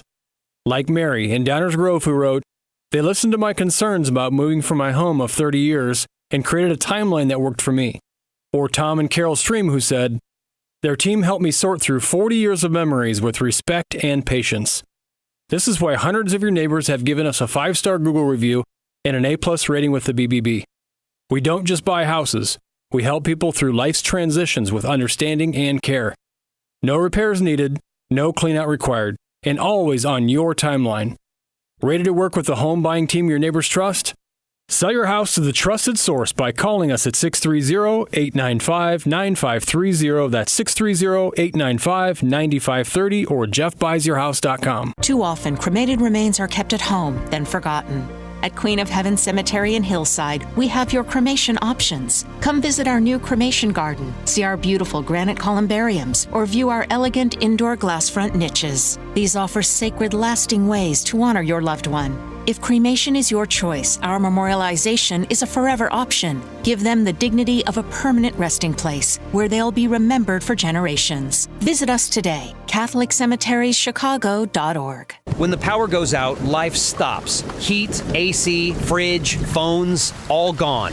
But with a Generac home standby generator from True Power Generator Service, your home powers back on automatically, so you're never left in the dark. Book your consultation today at TruePowerGenerator.com. That's TruePowerGenerator.com. Plus, 560 listeners get a free 10-year extended warranty. Terms and conditions apply. Call for details. True Power Generator Service and Generac. It's not just a generator, it's a power move. Rising debt, stock market swings, and global shocks can affect your retirement. But even in this economy, there's still opportunity. Protect your retirement with a secure, tax-advantaged gold IRA. Instead of leaving a 401k or IRA at the mercy of markets, hold physical gold or silver. Real protection for your future. And Noble Gold makes it simple. Visit NobleGoldInvestments.com and chat with a specialist. The conversation is free, and the peace of mind is priceless. NobleGoldInvestments.com. Past performance may not be indicative of future results. Investing in precious metals involves risk. Consult your financial advisor before making investment decisions. Eggland's Best. The only eggs with more fresh and delicious taste, plus superior nutrition. Eggland's Best. Better taste, better nutrition, better eggs. Taking a look at the roads from the Team Hochberg Traffic Center, I'm Sue Aller. Doing okay on the Eden both ways from Lake Cook to Montrose. It's 15 minutes inbound, outbound is 13. The Kennedy inbound from O'Hare to the Burn Interchange is 18, outbound is 13. The Eisenhower inbound from Wolf to the Old Post Office, 18 minutes. Outbound, a little bit slow because the center lane is blocked at Homan Avenue with a stall. The inbound Stevenson, not too bad from the Tri-State to Lakeshore, 16 minutes, outbound is 18. Slow on the inbound Dan Ryan. It's stop and go between the Bishop Ford merge and 79th Street with police activity at 79th Street. No delays on the outbound side. This report is sponsored by Aleve. Life doesn't wait, and neither should you. Aleve can help you deal with pain less throughout the day. With just one pill, Aleve lasts up to 12 hours. Don't let those aches and pains hold you back from doing what's important to you. Use as directed. Chicago's Morning Answer continues next, but now a check of your forecast from the National Weather Service. Today will bring more sunshine with a high of 68. Tonight, expect partly cloudy skies with a low of 57. Tomorrow, anticipate breezy and warm conditions with a mix of clouds and sunshine. Highs will reach 75. Saturday is set to be cloudy with showers and a thunderstorm possible. Temperatures will peak at 69 degrees. I'm meteorologist Jason Caterina on AM 560. The Answer. Get the latest weather, traffic, and news updates online at 560theanswer.com. Now, from the Signature Bank Studios. If you're looking for the latest news, insight into what it means, and the sharpest opinion, there's only one station in Chicago where you can turn, and it's this one. We're AM 560. The Answer.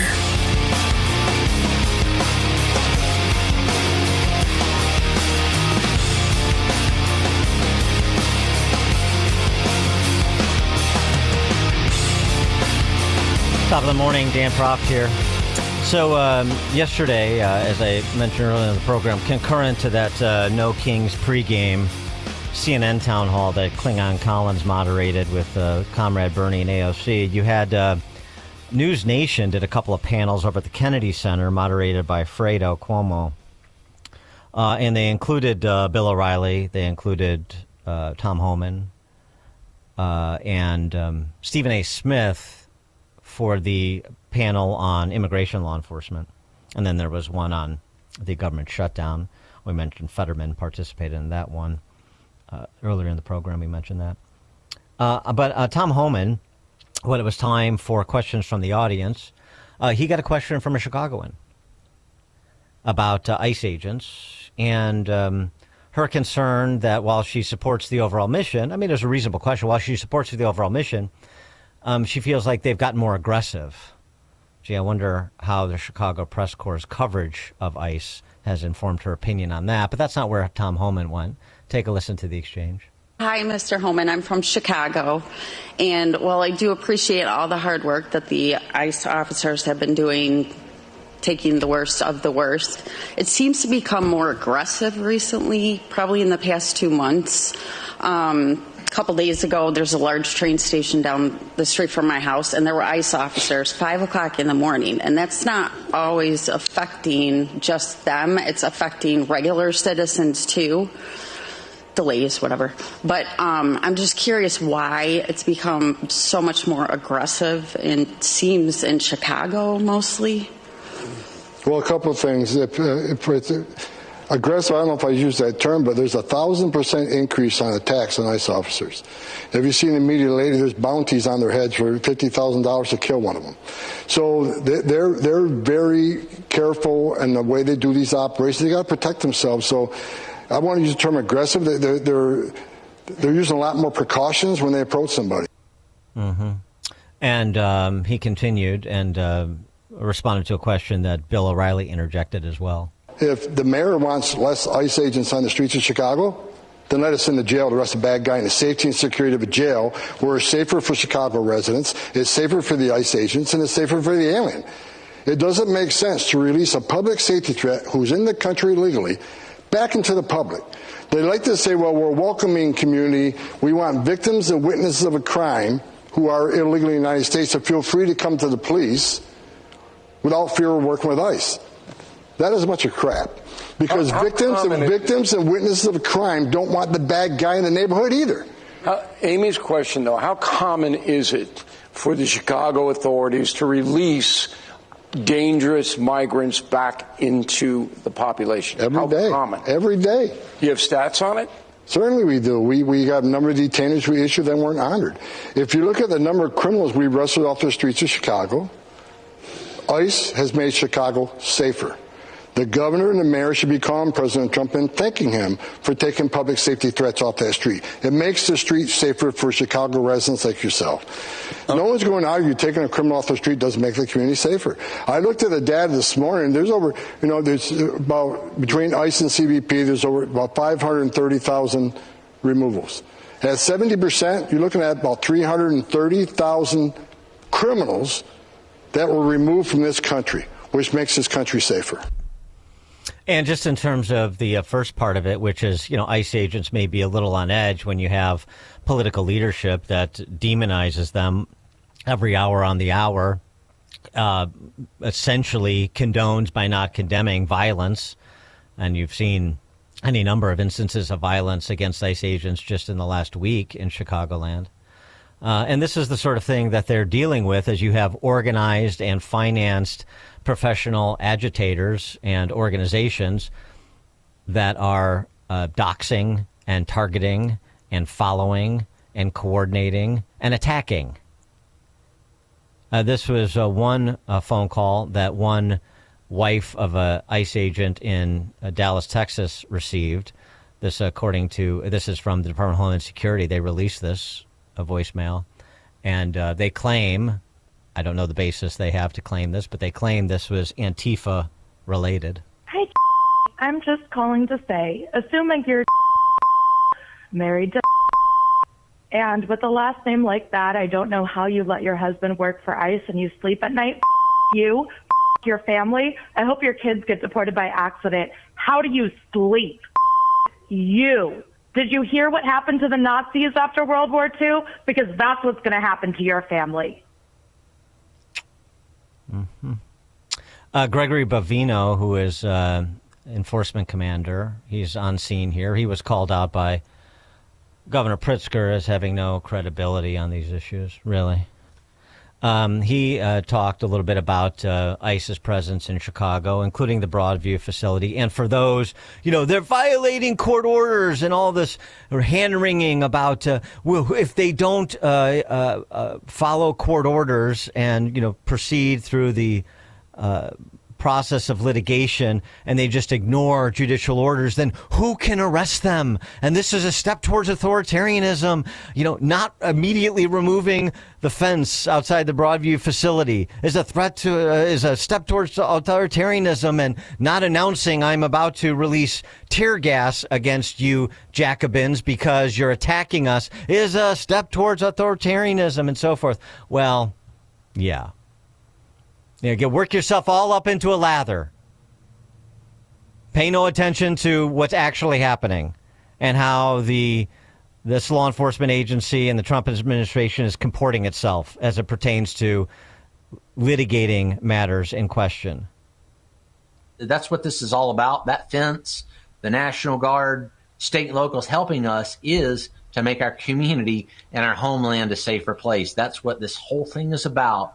In the end, is to make this community and Ma and Pa America a safer place. We'll not be deterred from that, and by God, we're going to do that. It's a shout out to those state and local officers that are stepping up, especially the Illinois state troopers in Cook County Sheriff's Office.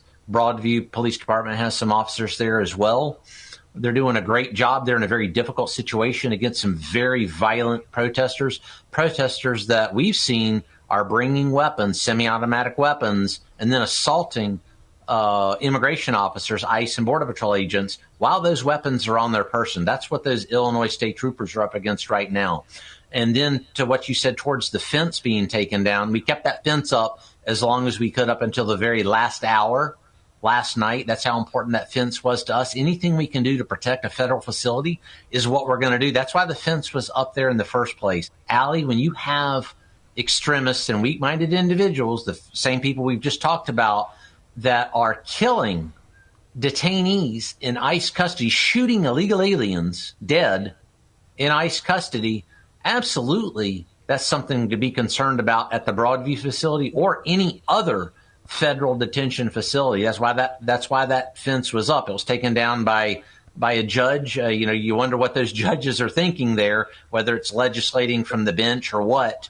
But definitely it's something we're looking at. Oh, so they complied with the judicial order. Oh. Huh. And the National Guard is still out in Elwood rather than being on site in Broadview where they want them. Oh, because they're fighting this out in court. Like how you do. Oh. I wonder what Saca Durbin and the rest of the gaggle of neo-Marxist potentates have to say about all that. Wonder what kind of pronouncement we'll get from Jelly Belly today on that. For more on the topic and others, we're pleased to be joined by Don Tracy. He's a former Illinois Republican Party state chairman, also a lawyer by trade. He is now a Republican candidate for U.S. Senate in Illinois, running to replace Dick Durbin. Don, thanks for joining us. Appreciate it. Glad to be here, Dan. So when Durbin was challenged, when he deigned to visit the Broadview facility, challenged about federal immigration law, he just retorted that he didn't have his federal statutory code book with him. Your reaction to all of this tumult in and around Chicagoland as ICE attempts to do exactly what Tom Homan said, remove people here illegally, particularly those who pose public safety threats? Well, first of all, there's no the Trump administration is doing, what they were elected to do. They're enforcing immigration law.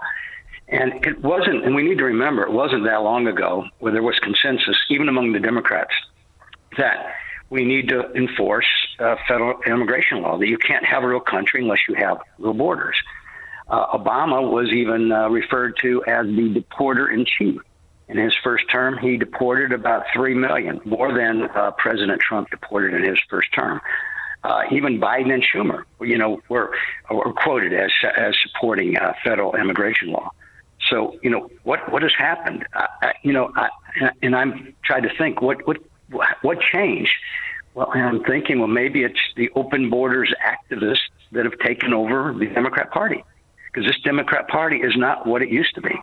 And certainly they seem to have taken over the White House during the Biden administration with their open borders policy. It's just crazy. In a sane Illinois, the governor of Illinois and the mayor of Chicago would be cooperating with federal enforcement of immigration law, and we would have a safer Chicago. I mean, it's a crime-ridden city. It's the murder capital of the U.S., and it can use law enforcement help, obviously. And but why aren't they? Why aren't they cooperating and negotiating with the federal government about how to do this safely and without the sanctuary city chaos that they're actually creating? I mean, is he afraid to negotiate with the federal government? He wants to be president.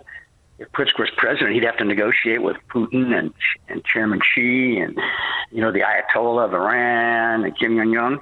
But if he's afraid to negotiate with the federal government over immigration law enforcement in the city of Chicago, why does he even think he wants to be president? It's just crazy, Dan. Well, I mean, I think there's a lot of spoiled brat in him, a lot of Spalding in him, and he just likes to throw his rattle around to position himself politically. He doesn't really care about the underlying substance of the issue or any sort of resolution to it. And I got to tell you, it was interesting what you heard from the ICE commander there, Bovino, because about ICE, about the Illinois State Police, about Broadview Police. We know that Chicago police showed up to back ICE effectively to enforce local laws with that incident on the southeast side of the city the other day. So, for all the talk of nobody wants to be doing this and nobody wants to be doing what ICE is doing, and all our law enforcement agencies and the National Guard are aghast at this.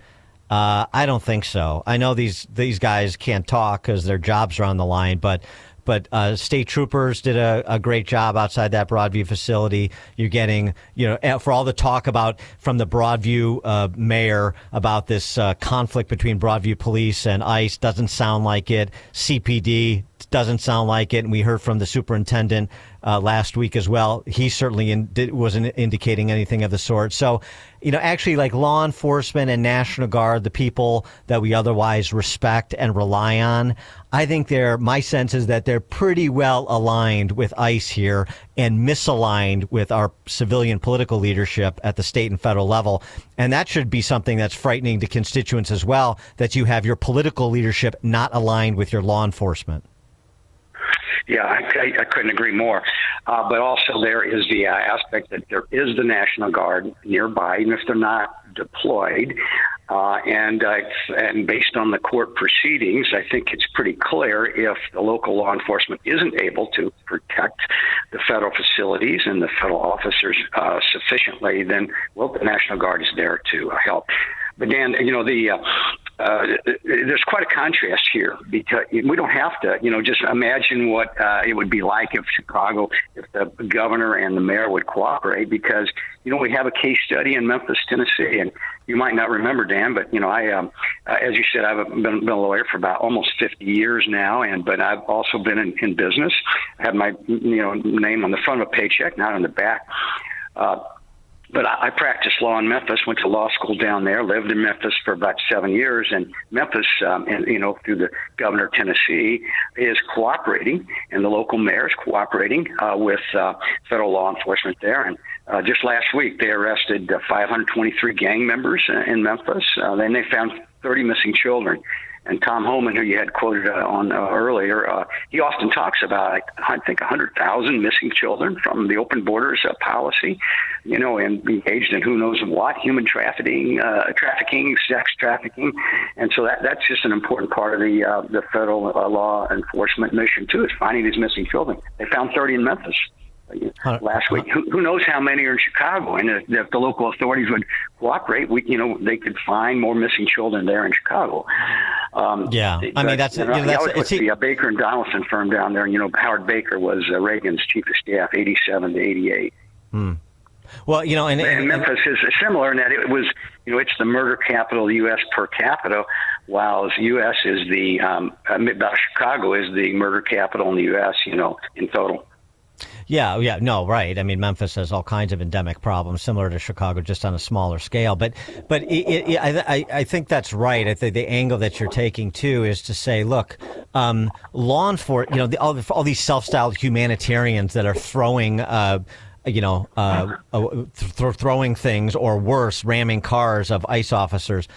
The real humanitarians are law enforcement, including ICE. These are the people trying to protect the innocent, trying to maintain order, trying to keep the peace, trying to find missing children, as you just said, which doesn't get mentioned enough. I mean, it needs to be presented that way, that the humanitarian mission is being carried out by men and women in uniform in this state and this country. 100%. You see that all the time. I mean, in dealing with the homeless, the police have to deal with that more than almost anybody. Thank God for our law enforcement. It's probably the toughest job out there right now, and it's never been tougher in my lifetime than it is right now, because they don't have, like the local governors and, mayors in these blue cities, with their back. It's just no wonder they're down, 2,000, I think, in the Chicago PD.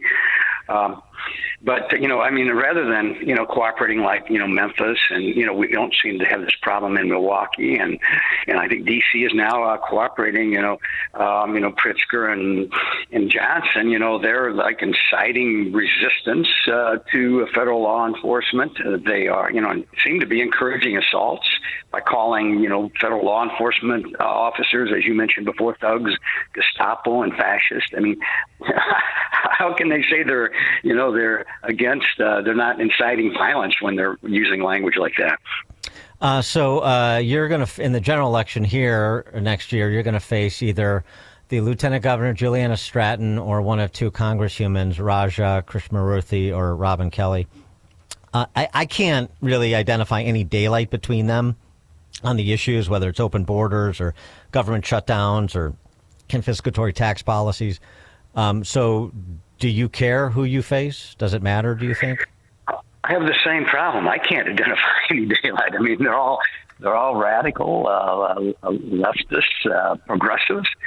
They're fighting each other in this primary, and they're probably going to run even farther left in order to win the primary. I mean, to win, a primary in a blue state like Illinois and the Democrat primary, I think you have to be, a hard left, left radical. But there's, so I don't care really. I welcome the fight. I know, winning again in Illinois statewide as a Republican is an uphill, going to be a bloody uphill fight. But I'm ready for that fight. We haven't won since 2014 when Rauner won and Topinka won, or we haven't won a U.S. Senate seat since 2010. But it's time, and as the Democrats run farther and farther left, it opens up the middle for an Illinois Republican like myself. And I want to, thanks for the opportunity to distinguish myself. I mean, right now we have 8 statewide offices held up, and 6 statewide side, and 2 that are federal. And we Republicans have none of them. And 7 of the 8 are all either Chicago or Cook County Democrats. Durbin is the only downstater. If I don't win this seat, then all 8 will be Chicago or Cook County Democrats. I love Chicago and Cook County. They need representation, but not 100% representation. The other 101 counties need some representation as well. So that differentiates me from those 3 that are going to be running against, one of the 3 anyway. They're also career politicians looking for promotion. I've been in the private sector for my entire career, either in business or in law, or both. And then also, I'm running to protect and preserve the American dream, whereas they just want to make the welfare state bigger. Don Tracy is a Republican candidate for Senate. He's on the ballot in March and then in November against whoever the neo-Marxists put up. You could get more information on his candidacy. Don Tracy, Tracy, DonTracy4il.com. Don, thanks for joining us. Appreciate it. Well, thank you, Dan. Good to talk to you again. Good to talk to you. And Don joined us on the turnkey.pro answer line.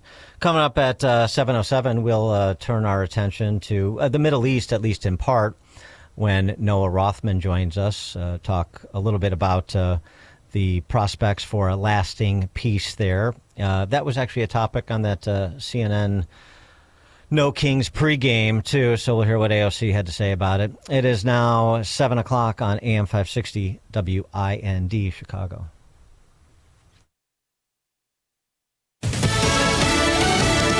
Why is the CIA now doing covert operations inside Venezuela? I'm Dave Anthony, Fox News. They've allowed thousands and thousands of prisoners, mental institution, people from mental institutions, insane asylums, emptied out into the United States. And President Trump says the other reason? We have a lot of drugs coming in from Venezuela. The U.S. military has already blown up 5 drug boats off the coast, killing 27 alleged narco-terrorists. Venezuela's leader, Nicolas Maduro, who the U.S. has a $50 million reward up for his arrest, is calling for peace, warning the U.S. wants regime change and violating international law. But U.S. Ambassador to the UN, Mike Waltz, tells Fox the goal is to defend U.S. sovereignty against actions that are actively killing Americans. And Venezuela can bring whatever they want to the UN. You know what's also part of the UN is Article 51 of the UN Charter that enables a country to defend itself. Waltz also says the U.S. will help make sure Hamas finds the 19 dead hostages not yet turned over as part of the Gaza ceasefire. Only 9 bodies have been returned so far. They need heavy equipment. They need specialized gear. But we have to also understand that if this ceasefire falls apart, if the fighting starts, that's going to make it that much harder to find these loved ones. President Trump has a new city he wants a federal crime crackdown in, San Francisco, as his administration touts what was called Operation Summer Heat that yielded more than 8,000 arrests. Attorney General Pam Bondi says there was a 70-year-old man arrested as a result of our operation in Memphis who raped a child under the age of 3. That one case makes everything we're doing worthwhile. It's day 16 of the government shutdown. Republicans' attempts to reopen the government with a stopgap measure that would extend funding until November has now failed to pass the Senate 9 times after failing again Wednesday. Democrats have made clear they want to negotiate an extension of the Affordable Care Act tax credits. That's Fox's Ryan Schmelz. America's listening to Fox News. Good morning. It is 57 degrees here in Chicago on AM 560 The Answer. I'm Stace Keene in the AM 560 newsroom. A federal indictment has been handed down to a man here in Chicago who's accused of soliciting the murder of a U.S. Border Patrol chief. Fox's Jeff Manasseh reports. A federal grand jury indicting Juan Espinoza Martinez, a Mexican national here illegally, who prosecutors say via social media solicited the murder of Border Patrol Commander Greg Bovino, who told Fox News last week the mission remains. We're coming, and if you're an illegal alien or especially an illegal alien gang member, I would self-deport now, or we'll do it for you. DHS says Martinez is a high-ranking member of the Latin Kings street gang, something his lawyer denies. The agency also says his indictment comes amid an escalation of attacks on federal agents and credible intelligence that criminal organizations in Mexico are continuing to offer bounties on agents taking part in ICE action here. In Chicago, Jeff Manasseh, Fox News. 2 people were injured during a shootout at a Walmart in Evergreen Park yesterday. According to reports, 2 men were walking into the store when an argument broke out. The suspect then escalated it by pulling out a gun and began shooting. He hit the man at least 5 times. A female victim was also struck. She suffered a gunshot wound to her foot. The suspect has been caught, but the investigation is continuing. The Illinois Department on Aging says residents with Medicare can get free help comparing health and drug plan options for this year's open enrollment period, which began on October 15th. That runs through December 7th. Seniors are encouraged to call or visit one of the senior health insurance program sites that are located across the state. News is a service of Salem Surround, providing your business with industry-leading digital marketing strategy designed to surround your target audience and drive action. Go to surroundchicago.com today. A check of the roads is coming up in 2 minutes on AM 560, The Answer. Get your tickets for Freedom Summit Chicago 2025, happening on Saturday, November 8th at Westin Chicago Northwest and Itasca. This year, featuring Dr. Ben Carson, Scott Jennings, Mike Gallagher, along with Dan Proft, Sean Thompson, John Anthony, and many more. This event will sell out fast, so get your tickets today at freedomsummitchicago.com. That's freedomsummitchicago.com. Sponsored in part by Nauman and Associates, Scott Tucker Solutions Incorporated, and by Catholic Cemeteries of Chicago. Welcome back to Ask Hassellus. I'm Weston. What's your question? What makes Hassellus mattress different? Aside from employee-free showrooms, free next-day delivery and haul away, and way too low prices on Beauty Rest, Sealy Posturepedic, and Serta Perfect Sleeper? Yeah, besides that. Well, Hassellus is locally owned. You mean your franchise is locally owned? We're not a franchise. Every showroom is owned and managed by the same family. So, when you shop at Hassellus, your money stays right here. And through Monday, our family wants to give you a $248 credit towards a new Beauty Rest, Sealy Posturepedic, and Serta Perfect Sleeper just for shopping local. Oh, that's so sweet. Our 43 beds from the top 5 brands start at $393. I like that. Try and buy with no pushy sales guy. I love that. Free next day delivery too. Thanks. For what? For being different. Shop local and enjoy a $248 credit through Monday at Hassellus Mattress. Open 9 to 9. Find a no-hassle, employee-free showroom near you at hassellus.com. An official message from Medicare. Couple more minutes and we'll start this month's book club. You know, I usually love a plot twist, but this year I'm comparing my options during Medicare open enrollment. You can't assume your current health or drug plan is the best one for you. And you gotta make sure your drugs are covered. That's important. So is saving money. Review all your options at Medicare.gov. Open enrollment ends December 7th. Paid for by the U.S. Department of Health and Human Services.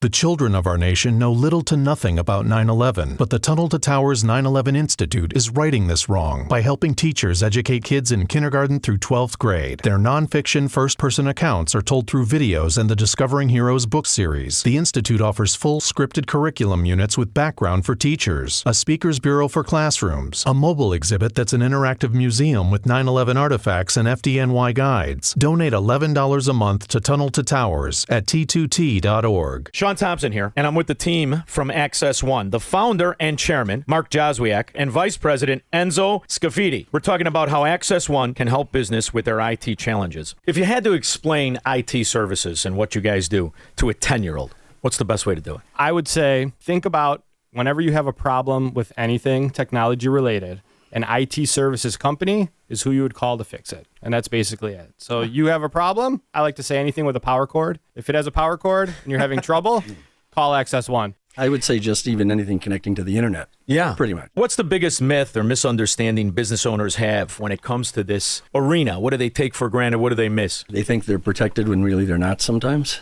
So that's what they call us. If your business needs help with managed IT, cybersecurity, or voice technologies, you need to contact the team at Access One. Learn more at access1inc.com. That's access1inc.com. Or call them directly today at 1-800-804-8333.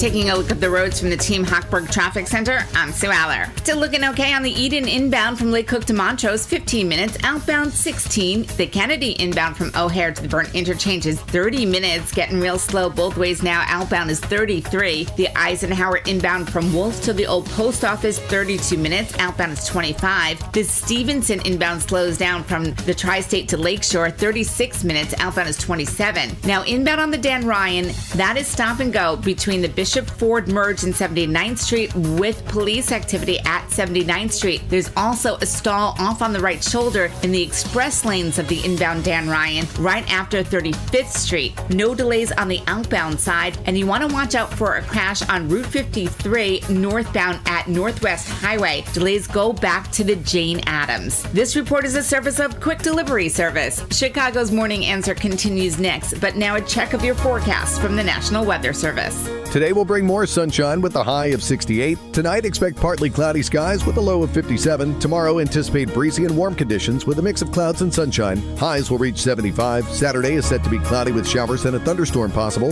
Temperatures will peak at 69 degrees. I'm meteorologist Jason Caterina on AM 560. The Answer. Get the latest weather, traffic, and news updates online at 560theanswer.com. Now, from the Signature Bank Studios,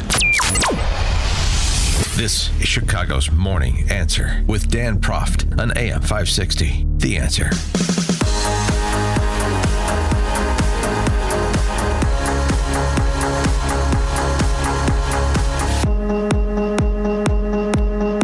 Top of the morning, Dan Proft. I wanted to wait to address this until we had some accounts from the hostages who were released from Hamas.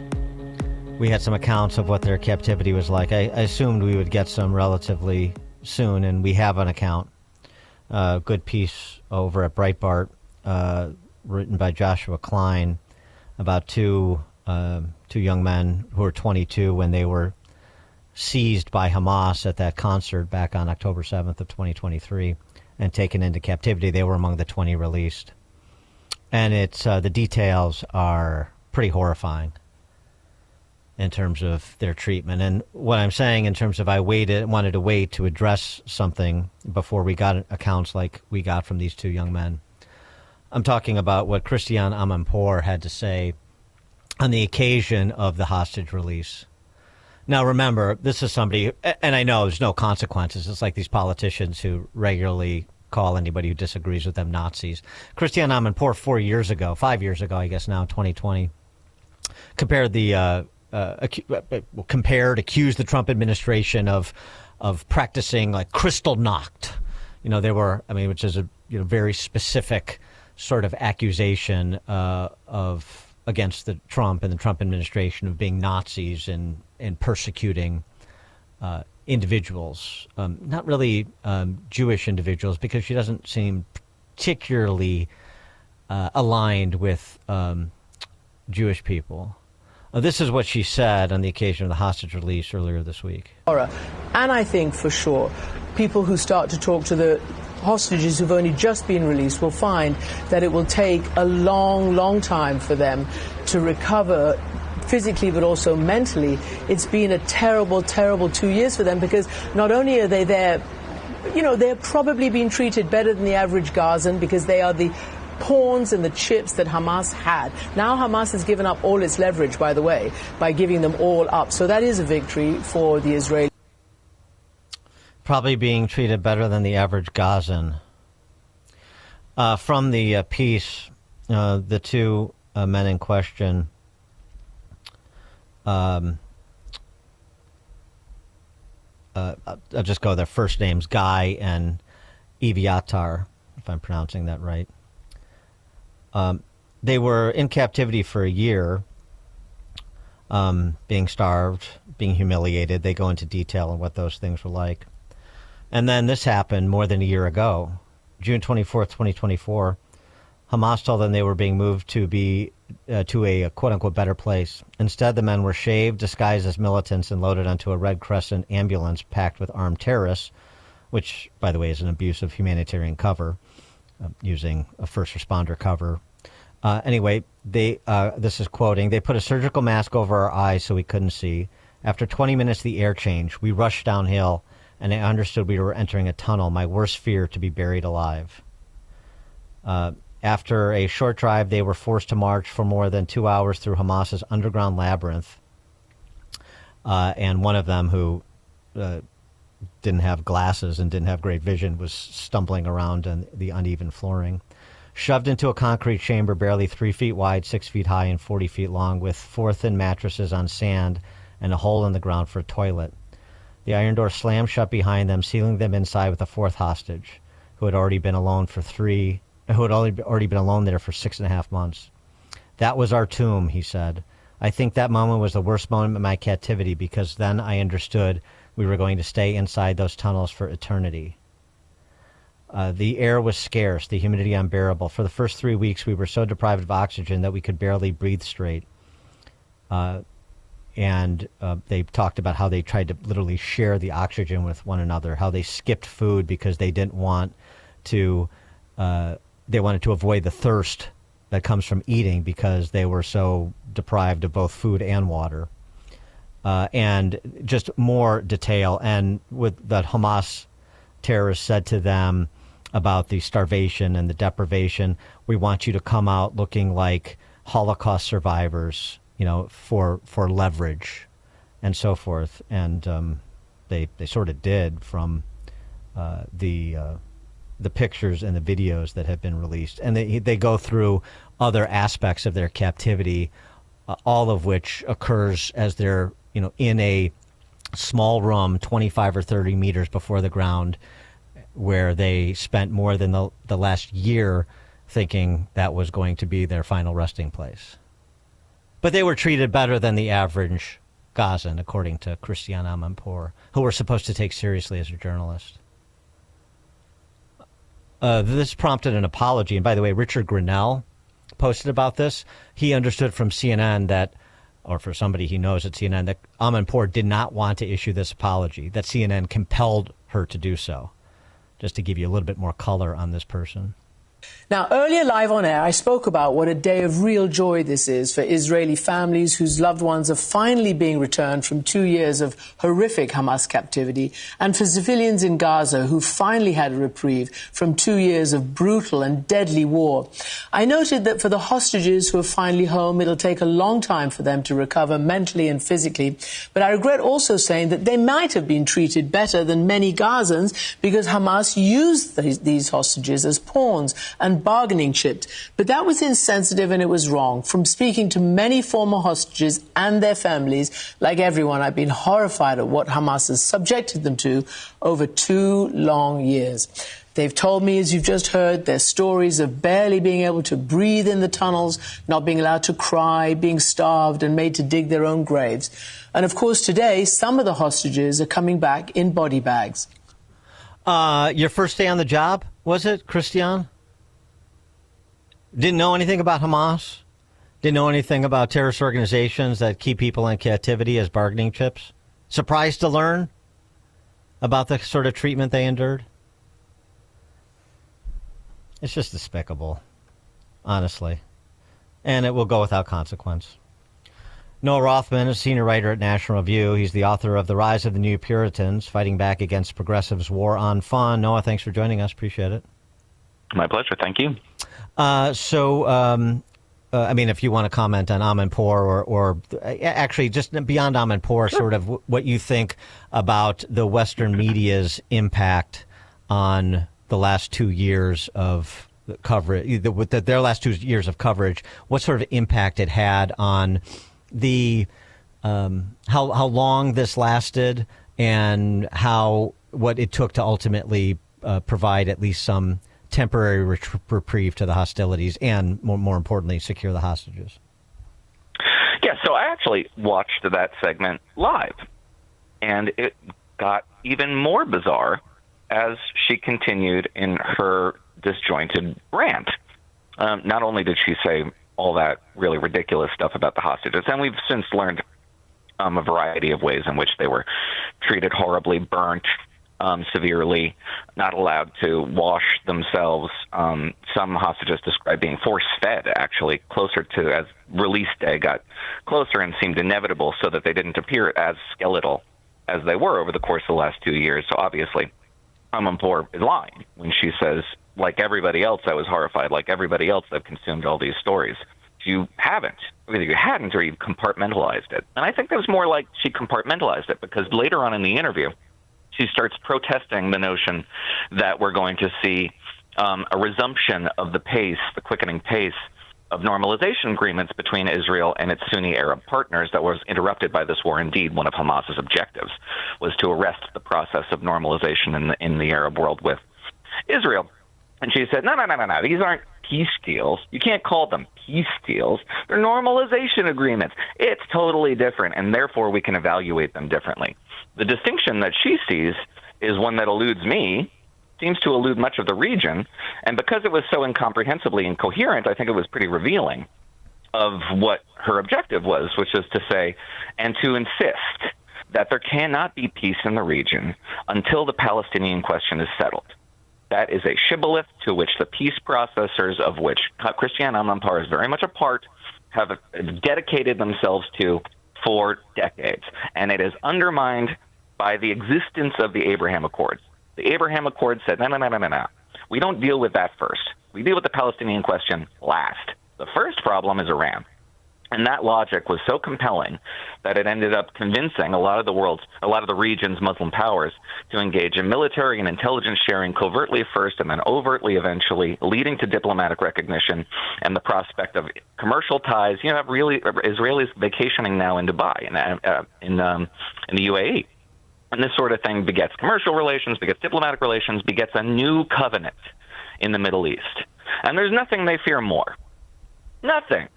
Because it puts an end to the Palestinian question, this intractable problem that has rendered Israel, in their minds, anathema, a pariah state. And they want Israel to still be a pariah state. They don't want to see Israel escape this chamber that they've relegated to in their heads, being this just abhorrent power that has no place among the civilized nations of the world. They will never let it go. And so they erect this false reality for themselves in order to justify their own prejudices. I think it was a really revealing remark.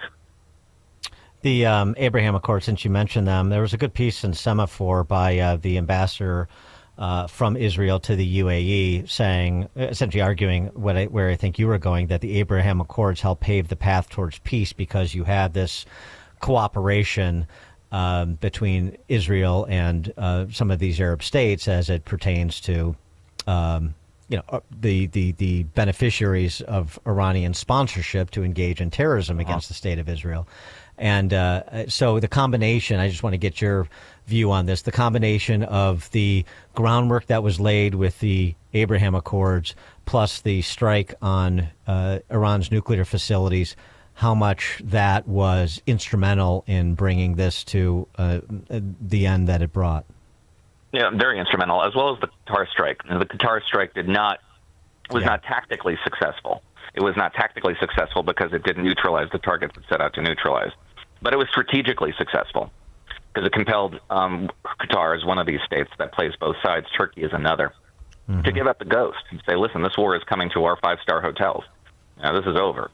And that was really very beneficial, as well as the Iran strike, which helped culminated in the destruction, or at least the setback, of the Iranian nuclear program by several years, to an extent that actually mollified a lot of the concerns of these Sunni states that were engaged in normalization. And we've since learned, according to the Washington Post reporting, which is very good on this, that a lot of these Arab states were continuing and deepening their military and intelligence sharing relationship with Israel over the course of the war, even as they denounced genocide and fake famines and all the stuff that the woolly-headed Westerners embraced as though it was obviously true, when it quite clearly was not, by virtue of the actions of these Arab states that were perfectly happy to lend credence to these false notions, these lies, slanderous lies, all while seeing to their own security.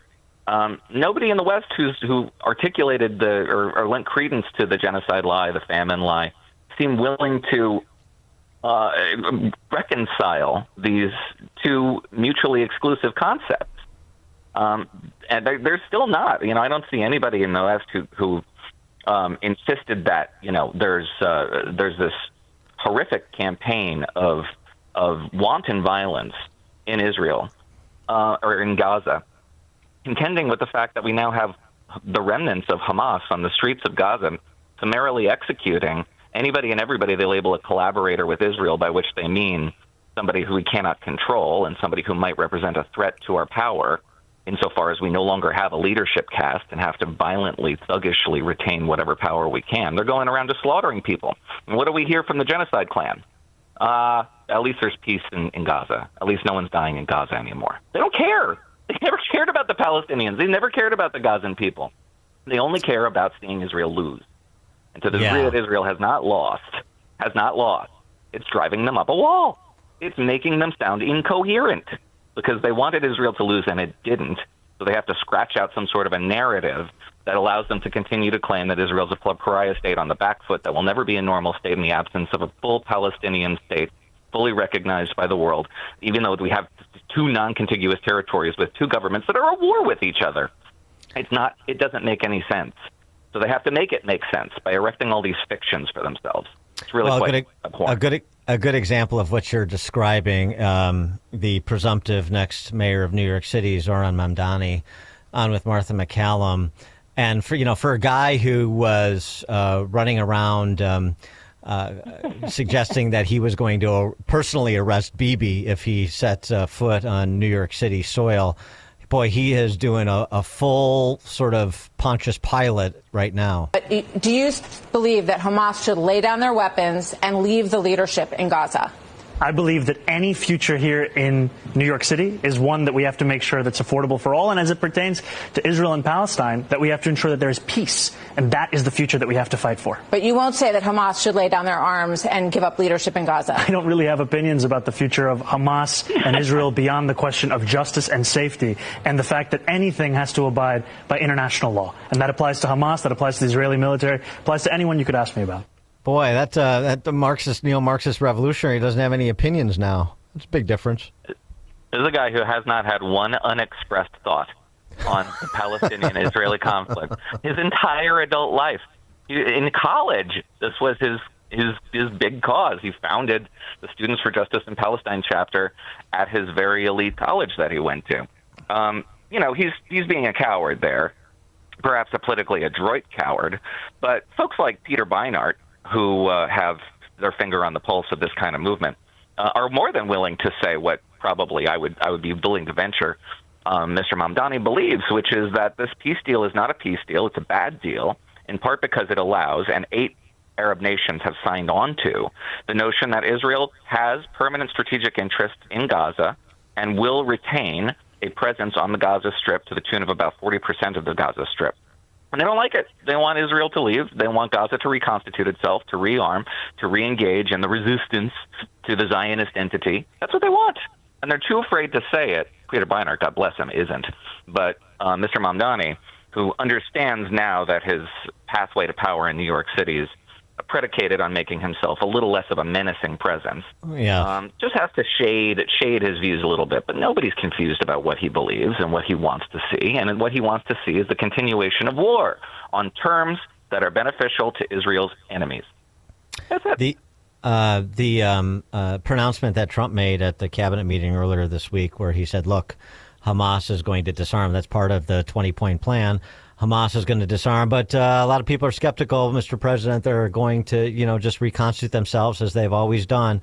They will disarm. They will either disarm because, it will either disarm them violently or they'll choose the path of least resistance. What is your level of optimism about a Hamas that is marginalized and disarmed? It's a good question. I want to say cautious optimism, but it's limited cautious optimism. I am worried that the deal itself could become something that every invested party wants to preserve, even if its terms are not being observed. Now, I have not seen the president indicate that just yet. In fact, his rhetoric has been very reassuring to that extent. But there is going to be the temptation, because Hamas is busily rebranding itself as, the happy, wonderful, lucky neighborhood police force that everybody should love. And that's going to be very tempting for Westerners who want nothing more than to, insist that whatever Israeli action is taken against the remnants of Hamas in the future is illegitimate. But we haven't seen that yet. I don't know what kind of mechanism could be established to ensure that we have a demilitarized Hamas in the deal. It's an international internationalized peace force, which is sort of led by this board of peace, of which Donald Trump is the chairman.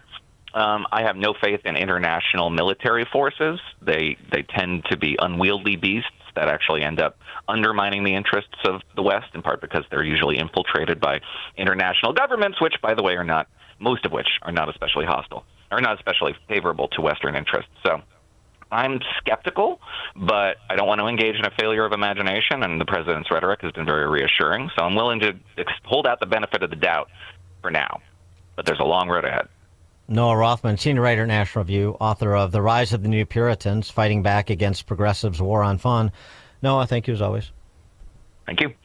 And Noah Rothman joined us on the Turnkey.Pro answer line. The stories you need to know to start your day.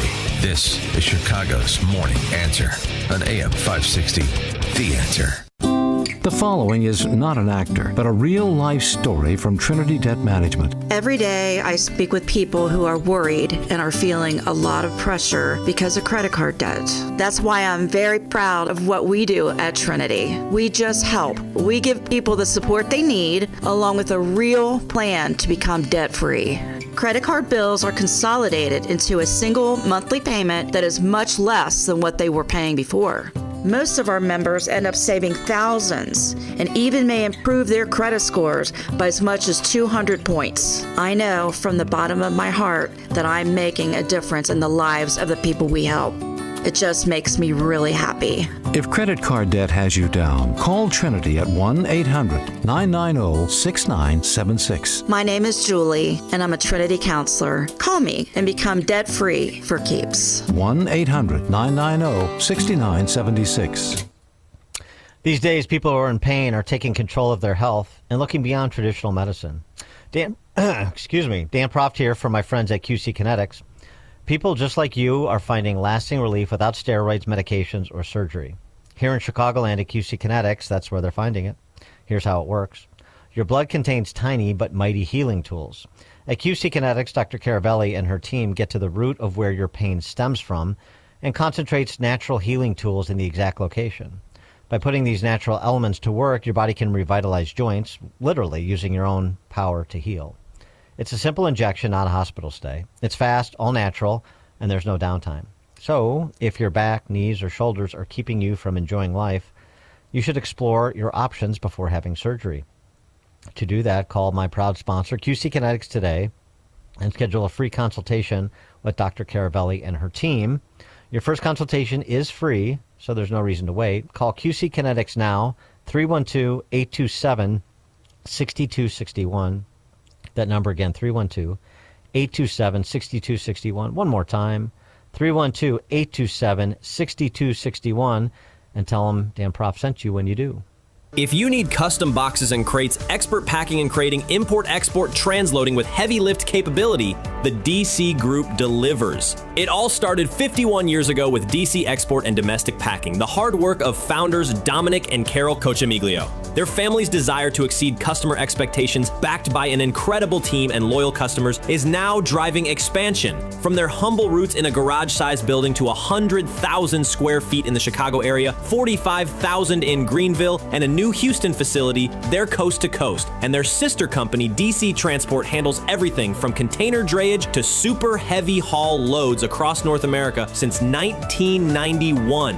Whether it's packing and crating, transloading, transportation service, or trade shows, the DC Group delivers. Those that attended FabTech 2025, we'd love to hear from you. Get your quote now at dcexport.com. That's dcexport.com, your trusted logistics partner. Signature Bank is Chicago's fastest growing independently owned business bank. It's a bank where relationships still matter. I'm Dan Proft, and I know this because Signature Bank is my business bank. Hi, I'm Tony Dreyfus, founder and president of Metropolis Coffee Company and a proud new customer of Signature Bank. We're a 19-year-old specialty coffee roaster located in the heart of Chicago. Some of your favorite restaurants and cafes serve our coffee. As a small business manufacturer, we understand the importance of working with the right bank, and that's why we made the move to Signature Bank. We were tired of the impersonal service that our large bank had provided. A friend referred us to Signature Bank, and their team was on site to understand our operations firsthand. They provided us the working capital to continue our successful business operations and to fuel our ambitions for innovation and growth. We now have the flexibility to grow at our own pace. That personal touch, you can't find that at a large bank, but we found it at Signature, and we can't can't thank them enough. Signature Bank helps local businesses succeed. Let Signature Bank turn your business vision into reality. Visit signaturebank.bank. Member FDIC, Equal Housing Lender. AM 560, The Answer. Coming up at 7:37, we'll talk to former Pinal County, Arizona Sheriff Mark Lamb about, the border and the interaction between local and federal law enforcement. That's 7:37. Now check the headlines.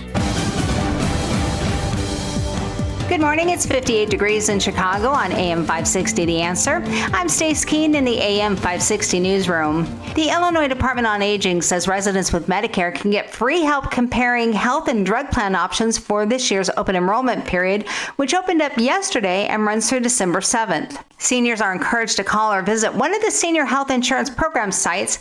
They're located across the state. The federal government remains shut down after lawmakers once again failed to pass a funding bill. On Fox's Business This Evening Edit, Veterans Affairs Secretary Doug Collins blames the Democrats for federal employees losing their pay. They continue to allow employees like air traffic controllers, military personnel, and others to work without a paycheck while they're comfortable in making this argument. The Trump administration has also fired over 3,000 workers across the executive branch of the government.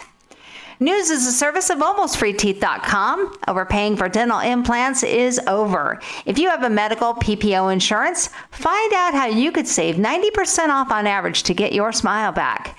Check if you qualify at AlmostFreeTeeth.com. A check of the roads is coming up in 2 minutes on AM 560 The Answer. Get your tickets for Freedom Summit Chicago 2025, happening on Saturday, November 8th at Westin Chicago Northwest in Itasca. This year, featuring Dr. Ben Carson, Scott Jennings, Mike Gallagher, along with Dan Proft, Sean Thompson, John Anthony, and many more. This event will sell out fast, so get your tickets today at freedomsummitchicago.com. That's freedomsummitchicago.com. Sponsored in part by Aid for Women, Breakthrough Ideas, and by Attorney Stephen A. Leahy at Opum Tax Advocates. Our veterans are our heroes. They answer the call to defend our freedom, putting their lives on the line for our nation. But today, thousands of these brave men and women are facing something no hero should ever face: food insecurity. That's where Farm to Veteran comes in. Through the Fulcrum Farm Foundation, this remarkable organization delivers farm-fresh, nutritious food directly to veterans in need through veteran services and organizations. From greenhouse-grown produce to eggs, they're ensuring our heroes have access to the high-quality food they deserve. But Farm to Veteran can't do it alone. They need our help. Your financial contribution directly supports their mission to feed more veterans across their growing network of partner farms nationwide. And there's another way you can make a difference. Join them at their upcoming community events. Visit farm2veteran.com today. That's farm, the number 2, veteran.com, farm2veteran.com, to donate or learn about events near you, because those who served our country shouldn't have to wonder where their next meal is coming from. Let's stand with those who stood for us. And to do so, support farm2veteran.com. That's farm, the number 2, veteran.com. When the power goes out, life stops. Heat, AC, fridge, phones, all gone. But with a Generac home standby generator from True Power Generator Service, your home powers back on automatically, so you're never left in the dark. Book your consultation today at TruePowerGenerator.com. That's TruePowerGenerator.com. Plus, 560 listeners get a free 10-year extended warranty. Terms and conditions apply. Call for details. True Power Generator Service and Generac. It's not just a generator, it's a power move. I can't believe how much better Dad's doing since we brought on Senior Helpers of Naperville Southwest. I know. He's more engaged, more himself. It makes such a difference having him right here at home. Around the photos, his old record player, his favorite recliner, all the little things he knows. That familiarity really matters with dementia. And their caregivers, they're just incredible. They treat him with so much patience and respect. Plus, they helped us tap into a Medicare program that offers 80 hours of respite care for Alzheimer's and dementia. We're not worried anymore, and Dad gets to stay where he's happiest, at home. Trust the caregivers at Senior Helpers of Naperville Southwest. Serving Cook, DuPage, Kane, Kendall, and Will counties. They have no hourly minimums, and you can call them 24/7 at 331-281-0728. Again, that's 331-281-0728. And tell them AM 560 sent you. Senior Helpers of Naperville Southwest. Senior care only better. Your what? Making Thanksgiving dinner. Why so early? So I can serve a big family meal on the Flay table from Penny Mustard. Oh, I love the Flay table. Melt butter and add peanut butter. The strong Midwest craftsmanship ensures family feasts for generations. Mix in strained beets and mayonnaise. What recipe are you making? Recipe? What's a recipe? The Flay table, paired with 4 Kendall chairs, with your choice of fabric or leather, starting at $68.71 at Penny Mustard. 7 Chicagoland showrooms. PennyMustard.com. Nothing makes a gathering great like Eggland's Best Eggs. They're just so delicious with better nutrition, too. For us, it's eggs any style, as long as they're the best. Eggland's Best. Taking a look at the roads from the Team Hochberg Traffic Center, I'm Sue Aller. The Kennedy inbound from O'Hare to the Byrne Interchange, 36 minutes with a crash at Harlem Avenue. Outbound is 38. Inbound Eisenhower from Wolf to the Old Post Office, 32 minutes. Outbound is 23. Slow on the inbound Stevenson from the Tri-State to Lakeshore, 35 minutes with an accident blocking the right lane at Harlem Avenue. Outbound is 21. Inbound on the Dan Ryan from 95th to the Byrne Interchange, 23 minutes. Outbound is 11. Stop and go on the express lanes, though, because of a wreck as you approach the Stevenson. Working on a collision on the inbound Jane Addams at Barrington Road. This report is sponsored by Precision Today. Precision Today provides prompt and professional services for every cooling need, from air conditioning installs to service calls. Their skilled technicians bring the tools, training, and care to keep your home comfortable. When tomorrow is too late, visit Precision Today at precisiontoday.com. Chicago's Morning Answer continues next, but now a check of your forecast from the National Weather Service. Today will bring more sunshine with a high of 68. Tonight, expect partly cloudy skies with a low of 57. Tomorrow, anticipate breezy and warm conditions with a mix of clouds and sunshine. Highs will reach 75. Saturday is set to be cloudy with showers and a thunderstorm possible. Temperatures will peak at 69 degrees. I'm meteorologist Jason Caterina on AM 560. The Answer. Get the latest weather, traffic, and news updates online at 560theanswer.com. This hourly segment is brought to you by Goldilocks, offering smart security systems to homes and businesses. Call Goldilocks at 708-889-5600. Now, from the Signature Bank Studios, get your tickets for Freedom Summit Chicago 2025, featuring Dr. Ben Carson, Scott Jennings, Mike Gallagher, and many more. Get your tickets today at freedomsummitchicago.com. Top of the morning, Dan Proft here. So the usual antics in the usual places. Fresh off of BLM Brandon Johnson's executive order declaring Chicago not only a sanctuary city, but an ice-free zone, and putting up little signs that they make in shop class that ICE agents aren't allowed to stage here and stage there. Okay. Well, L.A. and Portland want to get in on the act. You know, all of these open borders, sanctuary city, sanctuary state politicians want to,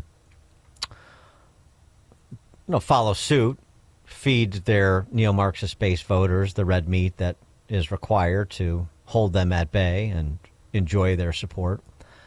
Portland, fresh off a meeting there between the mayor and Kristi Noem, DHS secretary, that didn't go so well, according to both parties. Portland City Council has an anti-ICE resolution. Mainly because of its sanctuary status and its refusal to help federal immigration enforcement efforts. City councilors now doubling down on that stance with a resolution aimed at protecting Portlanders from federal agents. It calls on the mayor to take a number of actions, including directing the city attorney to take legal action when feds use excessive force against protesters, asking the mayor to dig up information on federal and military activity in Portland, and it calls on the mayor to order Portland police to start documenting when ICE agents detain people in Portland. Council President Ilana Partle-Guinea says councilors have been paying close attention to federal troop deployment in other cities like Chicago. And in L.A. County, the Board of Supervisors there has declared a state of emergency in order to aid and abet illegal immigrants in L.A. County. Breaking news now, L.A. County has declared a state of emergency over the immigration raids. The Board of Supervisors voted today. Board members say the raids are preventing people from going to work and forcing some businesses to close. The emergency allows the board to look at enacting an eviction moratorium and other protections for people impacted by the raids. And this news just coming into our newsroom will, of course, continue to follow it.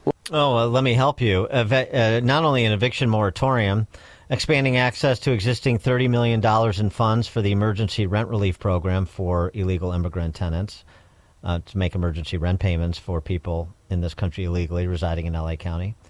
Allows redirection of state funds to pay for legal assistance for illegal immigrant detainees. Supports small businesses forced to close by addressing labor shortages because they hired illegal immigrants, and temporary waivers on fees for essential services like utilities and healthcare for illegal immigrants, among others. One other local note here, in addition to what we already know. By the way, the Washington Examiner just did an examination of our state budget, sort of wire points quality here.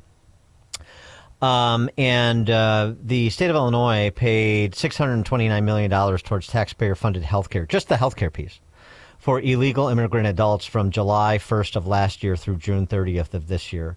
$624 million, which is more than was spent on roads, foster kids, elderly, and the arts combined in the state of Illinois. Mm-hmm. And a local note, this was really interesting.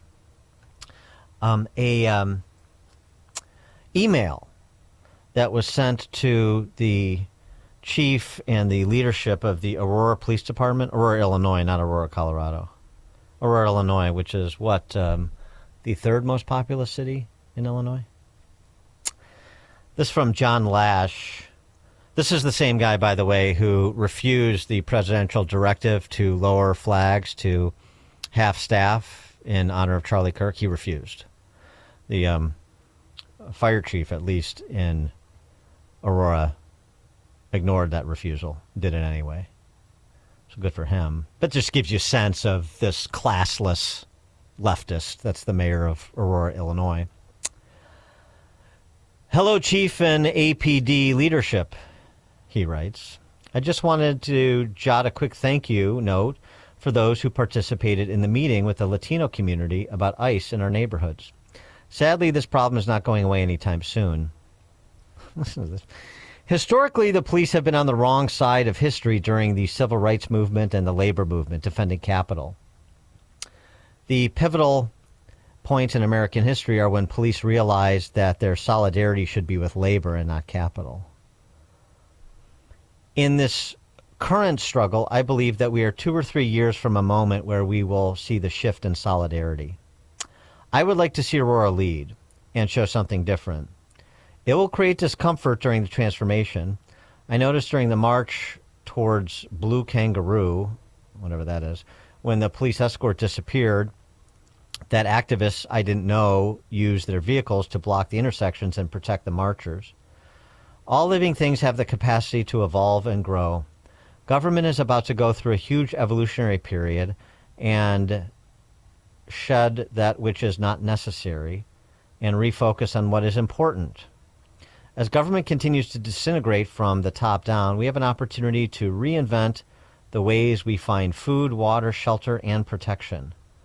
We would like the Aurora Police Department to play a historic role in defending the United States of America and our city against fascism. We have a unique opportunity to do something different, leave our mark in the history books and make a difference. I'm excited about the opportunity and look forward to discussing it further. He left off the workers of the world unite. You have nothing to lose but your chains, but I think it's implied. Aurora, there's your leadership in the third most populous city in Illinois. It's not just Chicago where the problems reside, is it? For more on this topic, we're pleased to be joined by Sheriff Mac Lamb. He's a former Pinal County, Arizona sheriff, founder of the American Sheriff Foundation, and law advisor for FAIR, the Federation for American Immigration Reform. Sheriff Lamb, thanks for joining us. Appreciate it. I appreciate you having me on, Dan. And I can't even believe what you're reading, all these different things, all these headlines. It's sad that we're in this place. Yeah, it is. Being a former sheriff in Arizona, give us your perspective on on all these issues, where you think we should be focusing our attention, just from your personal experience and the change that's occurred, over the transition from one administration to the other. Well, the fact that they're so angry tells you exactly where the resources need to be applied, which is exactly where they're being applied, to removing the people that are in this country illegally. And look, I saw that the Governor Pritzker said that he's going to potentially charge these ICE agents. That's dumb. That's as dumb as that letter you just read. The supremacy clause doesn't allow you to do that. McCullough versus Maryland from 1819, one of the landmark Supreme Court cases, gives really Congress a lot of authority beyond what's implied, or it implies more authority than beyond what's already listed. And so it gives the federal government the ability to act. Now, states don't have to help, but you can't impede them.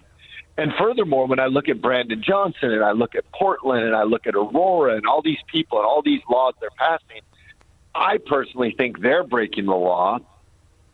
And I'll give you the code and you can decide for yourself. And that's Title 8, USC 1324 says you cannot conceal, harbor, or shield anybody that you know to be in this country illegally, which is exactly what all these leaders are doing to these communities. I wanted to get your expertise on another matter, too, because I saw a piece where you were quoted on this. One of the hysterical charges that is leveled against ICE, in addition to the name calling, is that, they basically take people in this country that they apprehend and they put them in gulags, and it is just sort of like hostage-like conditions. And you have firsthand experience with that and dealing with ICE and the sort of the conditions that people are held in pending adjudication of their cases. What's it actually like? Yeah, look, it's not what they say. First of all, anybody that goes to a facility like Alligator Alcatraz or one of the other very coolly named venues or detention facilities, I might add, when somebody goes there, it's because they opted to not return to their home. Now, these folks came to the country illegally. They've been apprehended, and they're now going to go through the removal process. They're given the option to go straight home. If they don't, they go to one of these facilities. These facilities, the standard of care that ICE requires, keeps most sheriffs, like I think the quote was, it was irritatingly high. Yeah. Most sheriffs do not even want to engage in these contracts because the level of care that is required is higher than what our American citizens who are incarcerated are getting. They have to have a barber. They have to have multiple sets of clothes. There's all sorts of standards. These facilities are great facilities. There's a facility down the road from my sheriff's office that actually had a huge covered artificial turf soccer field for these guys. They had soda machines. They had all these things inside this facility. And I think if Americans knew just how much care they were getting, I think most Americans would be pretty irritated. I mean, but no day spa? Yeah, they probably do have a day spa. We actually had to have a barber on staff for that. And I mean, it's, right. And this is the way that you hear it described, as you know, is they're being, the food, they're being withheld, food and water is being withheld. These are unsanitary conditions, children in cages, all the things that that have been asserted about people that are in custody pending the outcome of their adjudication or the processing of them back to their home countries. But what you're describing from your first person experience is something quite different. Yeah, do you know what the standard calorie count we have to give people every day? At minimum, 2,800 calories a day. There's a lot of Americans that are working and working hard and struggling every day that don't get 2,800 calories. And these folks are doing nothing. They came into this country illegally, and because they refused to leave, now they're being detained in the facility that we as Americans are paying for and probably getting at minimum 2,800 calories. I'm sorry it's not 5-star Michelin, but like I used to tell my inmates when they would complain about the food, I said, look, this isn't to help. Look, I'm not looking for 5-star reviews, nor do I want you to come back. And these inmates, but I promise you, these inmates, the care that they're getting is far beyond many of their lives that they lived in the countries they came from. But this point that Tom Homan made the other day in a sit-down he did with Breitbart, and he's made on our program as well, and he makes all the time, but can't be stated enough, as I was saying the other day, is what happened in the previous administration is these people came here illegally. They were put on the non-detained docket rather than on the detention docket. They put it on the detention docket that they're in one of the facilities you described where they're treated, quite humanely, more than humanely, and they get a hearing in 30 to 45 days. If they're on the non-detention docket and they're just farmed out to some NGO and put up at some hotel around the country, they're not in the government's hands, as it were. Then this process can take years, and it was not a space thing because there were thousands of beds that were going unused at ICE facilities. This was intentional by the previous administration to buy people who came here illegally time so that maybe there could be some amnesty, or you would have administrations or state and local regimes that would just ignore the fact that they're here illegally and resist working with ICE and so forth. But the point is to figure out ways to allow the people who came here illegally to stay, and actually subverting the very due process that they're always claiming they desire for people here illegally. That's exactly right. Look, we would pull people over 2024. I'm a sheriff. I'm out there pulling people over, and ICE Border Patrol would give them papers a lot of times. When they were being released, they're giving papers, and their papers for their court dates were starting to get as far out as 2030, and the longest out we saw was 2032. So you're talking about 6 years. They didn't have to show up to the court for 6 years for a false asylum claim that they made.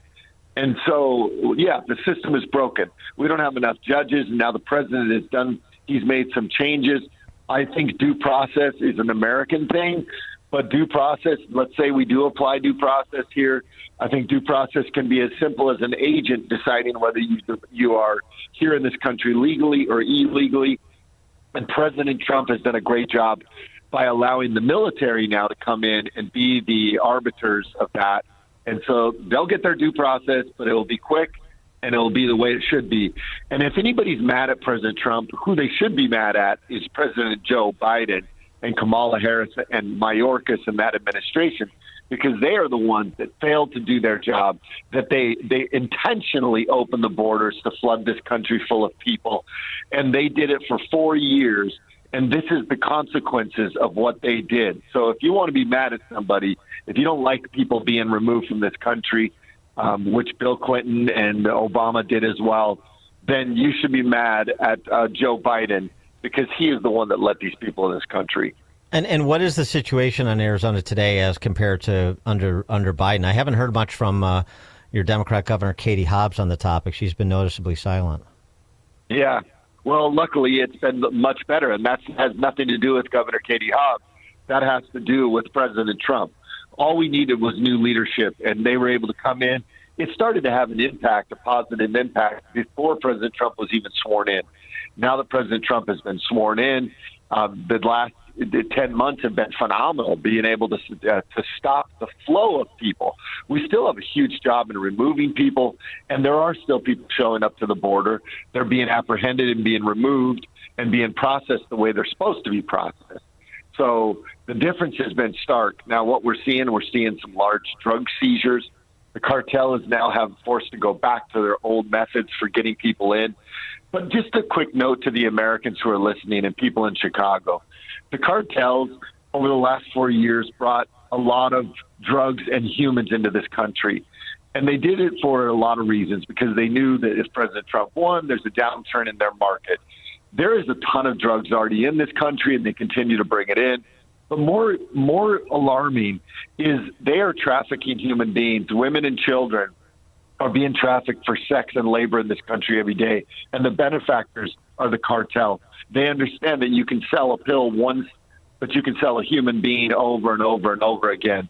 And so this is one of the reasons why we need to clean this mess up, because even the people on the other side who think they are the arbiters and the authors of self-righteousness, they are allowing for women and children who were trafficked into this country illegally to be used and abused every day in this country at the hands of the cartels, and the cartels continue to make money with that.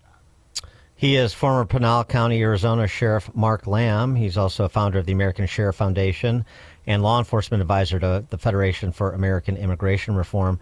Sheriff Lamb, thanks so much for joining us. Appreciate it. Appreciate you having me on. Thank you. And he joined us on the Turnkey.pro answer line. The more you listen, the more you'll know. This is Chicago's Morning Answer. Morning Answer on AM 560. The Answer. I'm not going to tell you what to do with your money. You're an adult, right? But you should know gold has increased over 80% in the past 2 years. Yeah, 80%. So if you think stuffing money under your mattress or riding the roller coaster of Wall Street is your retirement plan, well, I wouldn't want to be banking on that strategy. It's time to diversify your savings and retirement assets into physical metals like gold and silver. That's where Advantage Gold comes in. When you call 800-741-GOLD, we'll send you a free gold kit that explains how rolling over your IRA or 401k into gold could not only supercharge your retirement, but maybe even help preserve your sanity. And let's be real, when's the last time you ever heard someone say, "Hey, sell all your gold"? Exactly. Never. The number's simple. 800-741-4653. And if you can spell, even better, that's 800-741-GOLD. Always consult with your financial advisor before investing. Call 800-741-GOLD. Salem News Channel is America's fastest growing conservative TV network. It's an absolute crazy day. Home to the largest lineup of free speech champions anywhere. Delivering in-depth insight and unapologetic opinion on today's biggest news stories. Americans aren't going to put up with this anymore. SNC brings you the news that matters, told with integrity and clarity. Watch Salem News Channel free 24/7 on your television. Stream now on Xumo Play. Only the biggest stories, only the biggest guests, and only the biggest opinions. This is AM 560, The Answer. News, opinion, insight. This is AM 560, The Answer. WIND, Chicago. Streaming at 560theanswer.com on the AM 560 mobile app, or tell your smart speaker to play The Answer Chicago. They keep digging and searching through the rubble in Gaza. I'm Dave Anthony, Fox News. For more dead hostages, Hamas has to return to Israel as part of the Gaza ceasefire. Only 9 bodies have been handed over so far. U.S. Ambassador to the UN, Mike Waltz, tells Fox. No one will be left behind. We will find their loved ones. Hamas has said it can't find the other 19 and needs special equipment to help. 2 Americans are among those dead hostages, including Omer Nutra, killed in the October 7th, 2023 terror attack that triggered the war. His father, Ronan, just told Fox. They need to come out. And you know, the alternative, if they don't come out, this ceasefire is going to collapse. And this is going to be horrible. We may lose our boy forever. Back to Ambassador Waltz. He also reacted to President Trump acknowledging there are covert CIA operations inside Venezuela after military strikes took out 5 drug boats, killing 27 alleged narco-terrorists. President Trump is going to do whatever it takes and use all the tools in the toolkit from the intelligence community, from the Department of War, and of course diplomatically to defend U.S. sovereignty against actions that are actively killing Americans. Venezuelan leader Nicolas Maduro, who's wanted in the U.S. for drug trafficking, is warning that the U.S. is aiming for regime change. The government has shut down a 16th day. Another funding vote failed in Congress. Independent Senator Bernie Sanders tells a CNN town hall. Republicans are catching on. They're playing a losing hand. They are going to come to the table finally and address the health care crisis that they've created. Well, Republicans say they'll negotiate that once Democrats agree to a simple funding extension reopening the government. A woman is dead, 2 others missing in storm-ravaged Alaska, where National Guard troops had to rescue many others. 1,500 people are forced from their homes in 2 villages in western Alaska near the Bering Sea. Those villages, Kipnuk and Quigilinguk, are only reachable by water or air. Nearly every home is damaged or destroyed, some torn from their foundations, floating away with people inside. That's Chris Foster. America's listening to Fox News.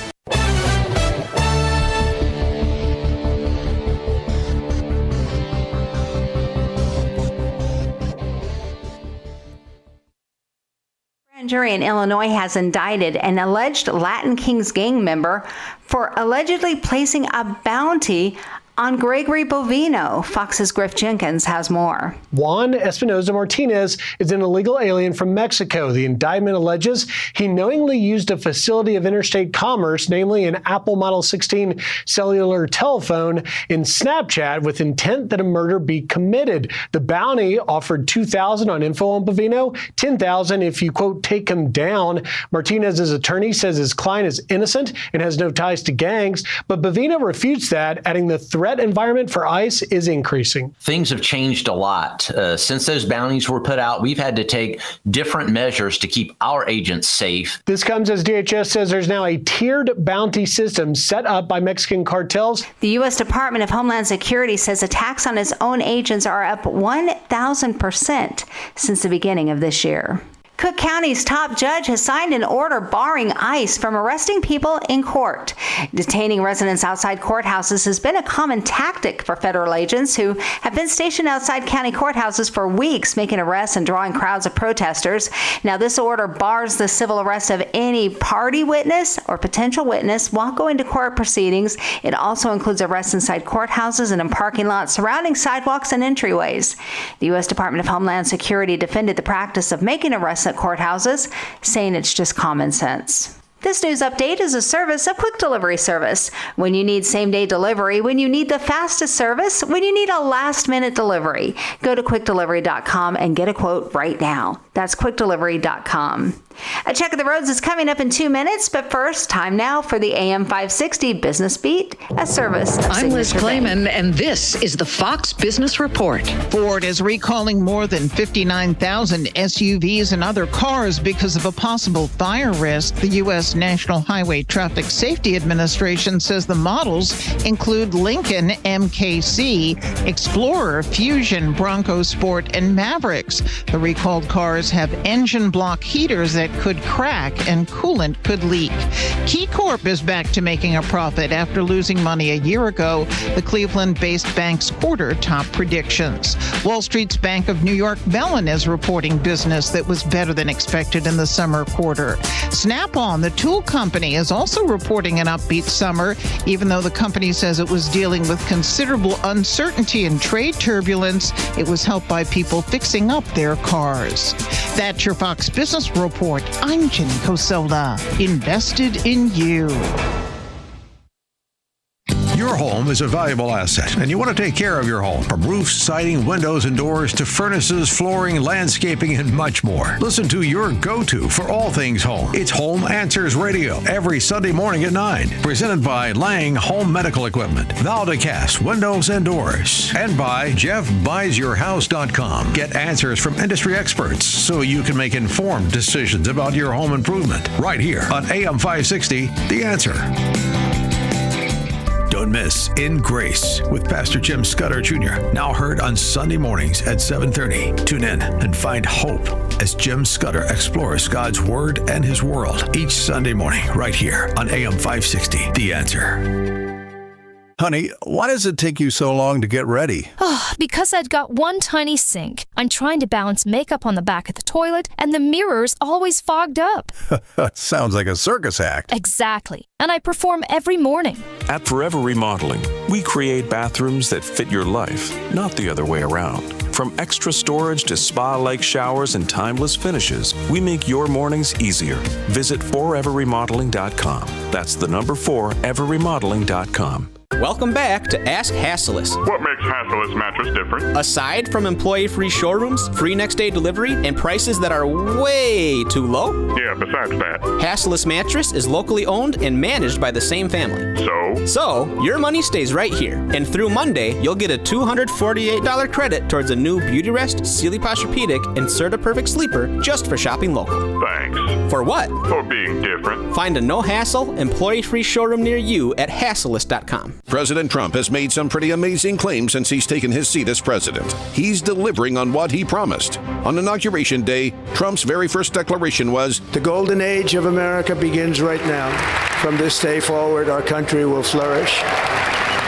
Consider this. Since the election, gold has shot up hundreds of dollars per ounce, shattering all-time record highs. Fox Valley Coins does not pretend to know the future, but they do know that if you're buying or selling gold or silver, they are the place to do it. These are some of the top reasons people choose a dealer. You want a national dealer with a local presence you can deal with face-to-face. You want a large selection, the best prices, and great service. You want to walk in with cash and walk out with the best product. You want to deal with legacy dealers with integrity. Whether buying or selling or just want valuation, Fox Valley Coins is your answer for choosing a dealer. Visit Fox Valley Coins, 1 light north of I-88 on Route 59 at the Naperville-Warrenville border. FoxValleyCoins.com. Family-owned integrity since 1981. An official message from Medicare. Medicare plans change from one year to the next. And this year, it's important for you to review your current coverage and compare all your options during Medicare open enrollment. Compare health plans, drug coverage, and costs. See if you can save some money, and don't forget to make sure your drugs are covered. Open enrollment ends December 7th. Visit Medicare.gov or call 1-800-MEDICARE. Paid for by the U.S. Department of Health and Human Services. The children of our nation know little to nothing about 9/11, but the Tunnel to Towers 9/11 Institute is righting this wrong by helping teachers educate kids in kindergarten through 12th grade. Their nonfiction first-person accounts are told through videos and the Discovering Heroes book series. The Institute offers full scripted curriculum units with background for teachers, a speaker's bureau for classrooms, a mobile exhibit that's an interactive museum with 9/11 artifacts and FDNY guides. Donate $11 a month to Tunnel to Towers at t2t.org. Take the journey of living a happy, successful, and meaningful life through God. Listen to It's Time with Dan Lights, Sunday mornings at 9 on our sister station, AM 1160. Hope for your life. Hello? Sir, this is Officer Peterson. There's been a string of break-ins in the area, and your office, it was hit. Hit? What do you mean? We were robbed? Looks like the back door lock was easily pried open, and they moved through the building like they knew exactly what to take. We see wires everywhere. No computers. What? No computers? I just upgraded everything. Looks like they moved fast. We only found out because a neighboring business had their alarm go off. Do you have any security cameras? No. Nothing. Don't wait until it's too late. Goldilocks protects Chicagoland businesses with custom security solutions. From reinforced commercial doors with keyless entry to cameras and 24/7 monitoring that alerts authorities immediately. Schedule a free on-site assessment at GoldilocksInc.com. Again, that's GoldilocksInc.com. Plus, AM 560 listeners get their first 3 months of monitoring free with a new install. Call 708-889-5600. That's 708-889-5600. Goldilocks, Chicago's premier locksmith doors and security systems company since 1981.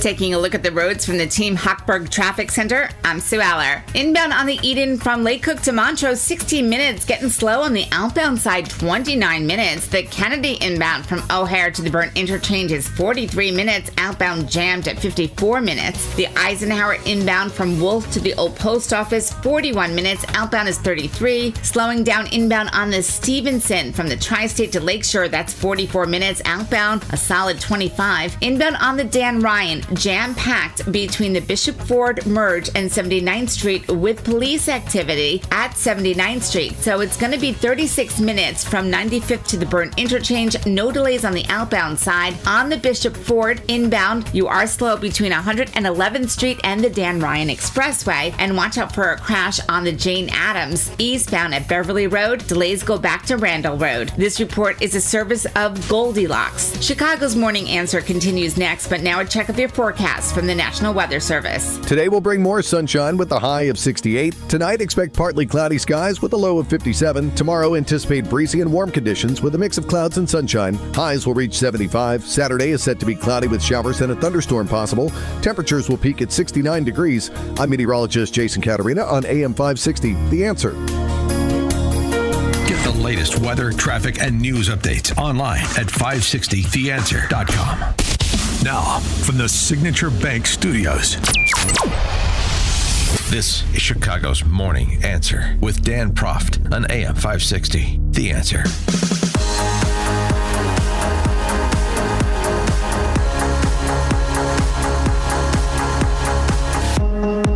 Top of the morning, Dan Proft here. So, yesterday, had a little No Kings pregame CNN's Klingon Collins hosted a little town hall with Comrade Bernie and his gal pal AOC to sharpen their act.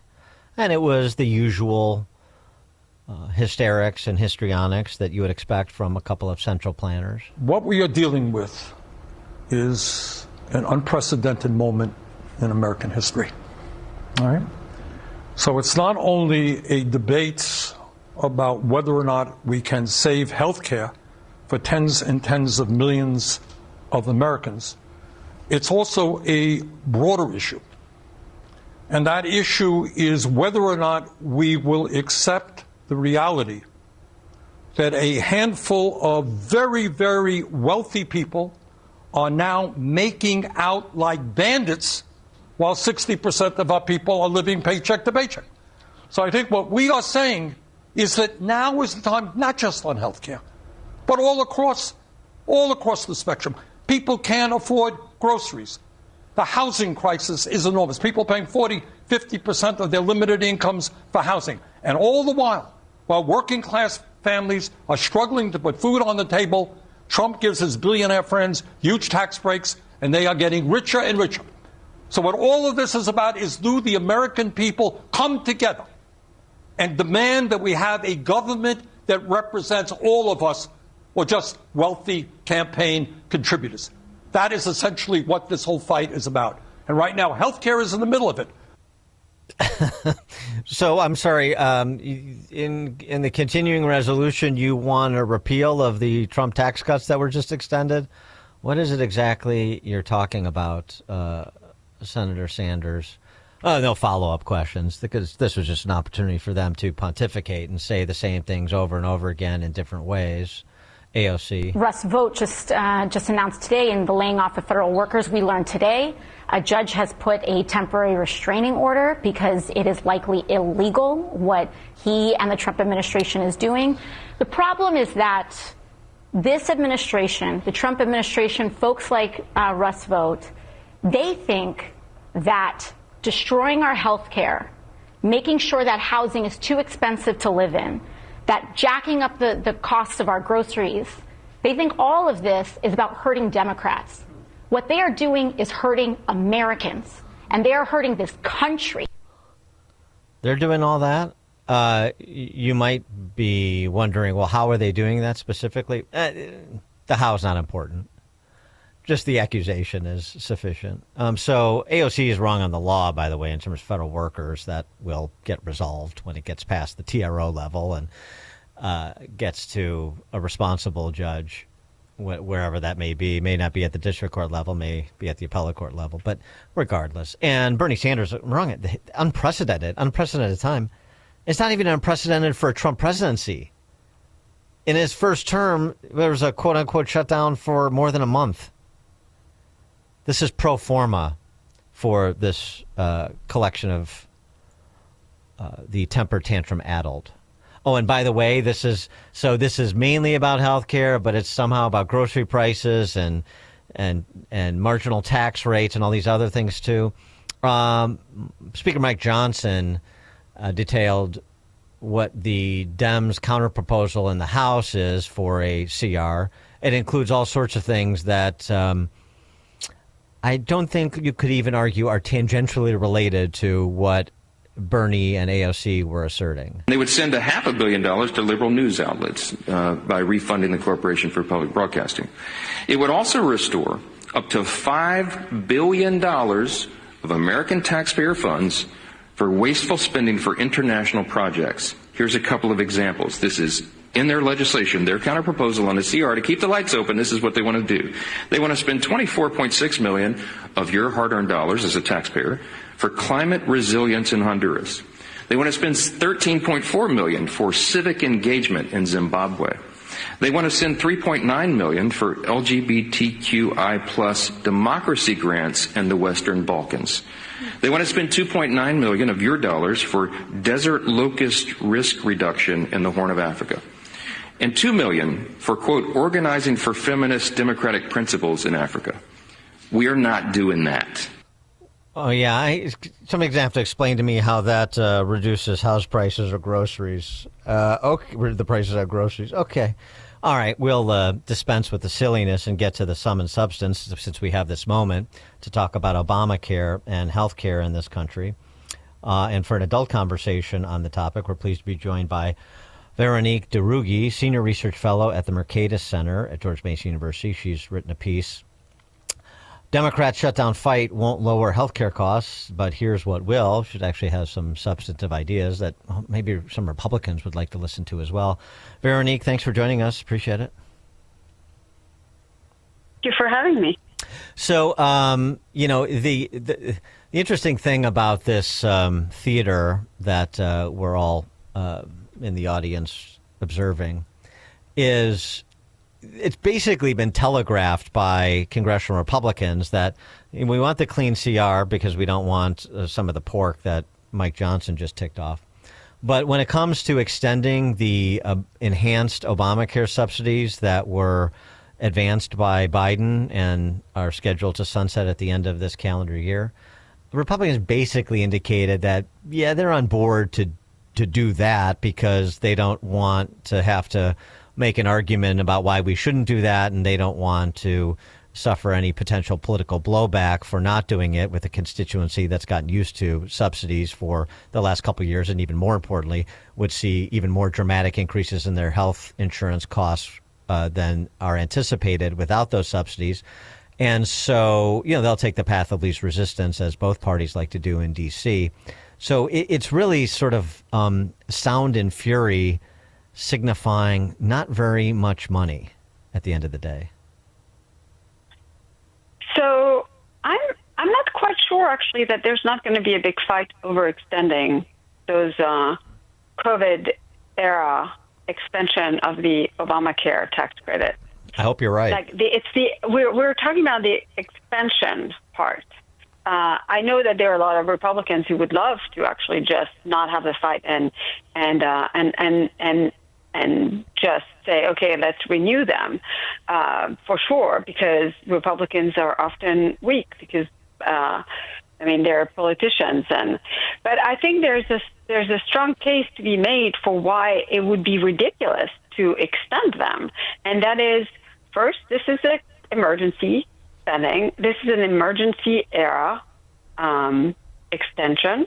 And we're not in an emergency anymore. These are extremely expensive. These go straight in the pocket of insurance companies. They're not reducing premium, really. Premium continues to grow, and the extension itself. What did it do? It effectively gave access subsidize to higher the premiums. tax credit. Exactly, to higher income taxpayers. We're talking people potentially making $500,000. It's ridiculous. It's utterly ridiculous. There's no reason to extend this.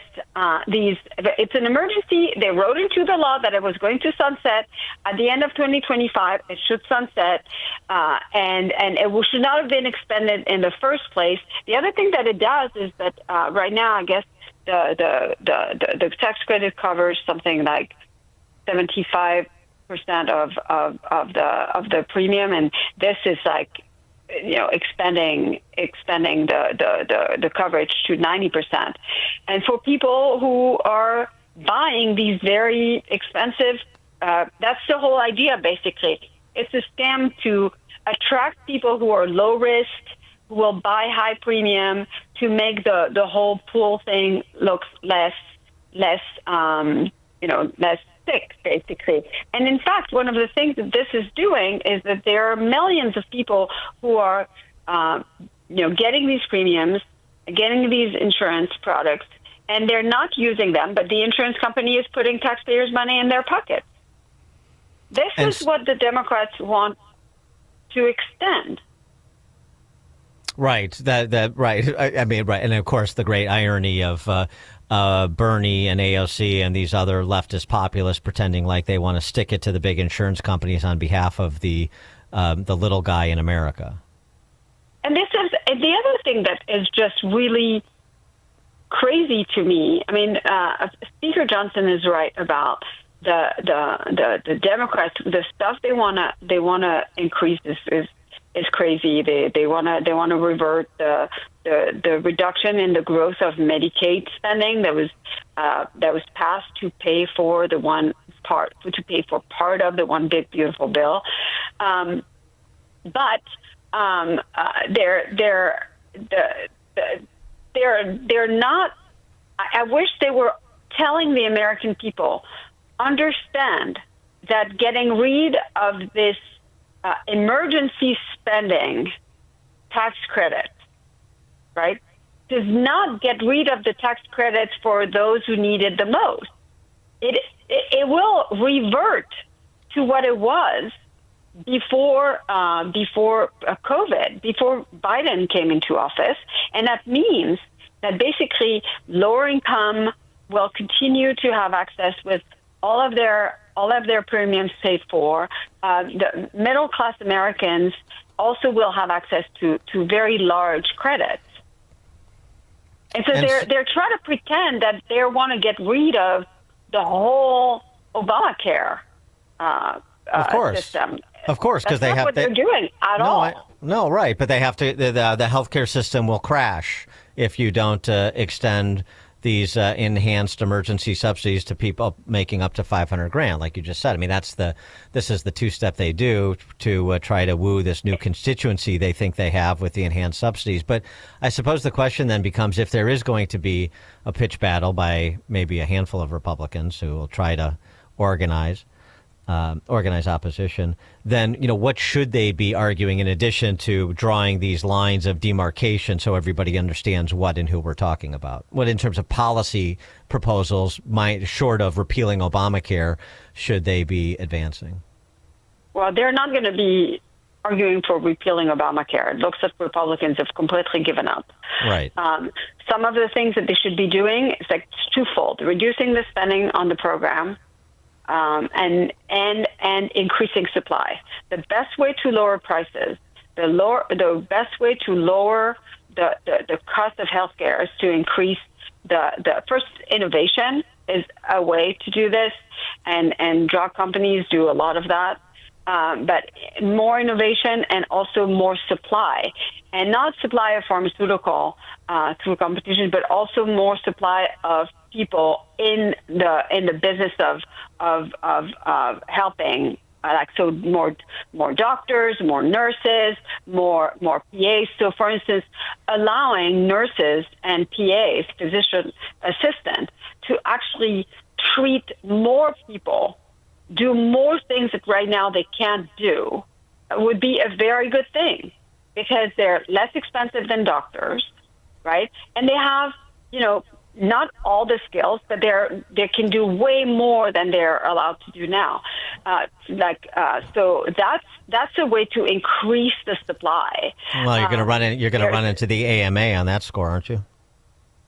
Well, I'm sure there's always special interest, but also, growing the number of doctors is a good way to do this.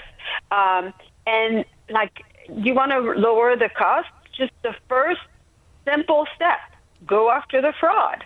Obamacare subsidies accumulate about $20 billion of fraud every single year.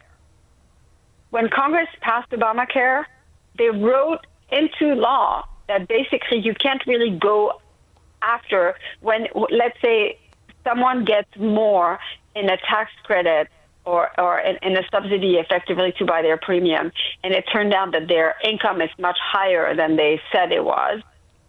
Into law, they are not allowed to go and get back more than a very, very, very small amount of the money that they received. This is stupid. This is ridiculous. We shouldn't tolerate it. If there's a fraud or if there's a mistake, you pay it back. I mean, believe me, when the IRS has no compulsion going after you if you make any mistakes on your taxes. So this should be the same. Right. Well, yeah, of course. Well, of course, the IRS. I mean, that's because that's our money, not theirs, so to speak. But develop this more a little bit. I mean, obviously, eliminating fraud and making restitution where mistakes were made makes sense. But you talk about restoring the integrity of the exchanges, which sounds a little bit oxymoronic to me. But what other components would constitute restoring some additional level of integrity with the healthcare exchanges, health insurance exchanges? Well, so I mean, obviously, like there are a lot of dealers apparently that are just committing a ton amount of fraud on there. I mean, addressing this problem, but they don't care because, as you said, it's our money, and they're just like they're in the money. Like as long as they're distributing money, the Democrats are happy with it. So if like going after fraud is of no interest to them. You know that there's fraud alone for Medicare and Medicaid is $100 billion a year. And then there's an additional $100 billion in improper payment for those two programs. I mean, it's just like people don't realize how much fraud there is that goes completely unaddressed. And the same is true for there's no the integrity of the subsidy of the healthcare exchanges is non-existent because there's no mechanism and no one is really interested in actually putting in place a mechanism that reduces the amount of improper payment and straight up fraud. That's a big deal. The last bullet point I wanted you to elucidate was, I mean, it's always something you hear from conservatives. I say it too. Competition. So we need more consumer. We need more price transparency. We need more consumer choice. But what does that look like within the confines of Obamacare? Well, this is ultimately the biggest problem that we have right now. And it's that when we talk about healthcare, the conversation we're actually having is about healthcare financing. And it is because Americans, I mean, that's true in other countries, Americans have come to believe that they actually shouldn't be shouldering anything when it comes to their healthcare. That a third party should be paying for them, whether it's the insurance company or whether it is the government, right? And Americans pay a very, very small amount of their health care. And the reality is that what we should be doing is moving towards a system where there's enough competition and supply between supplier, enough innovation that prices go down enough so that we can create a financing system that really covers mostly catastrophic things that people truly can't pay, and that people move to actually pay more of their health care with their own money.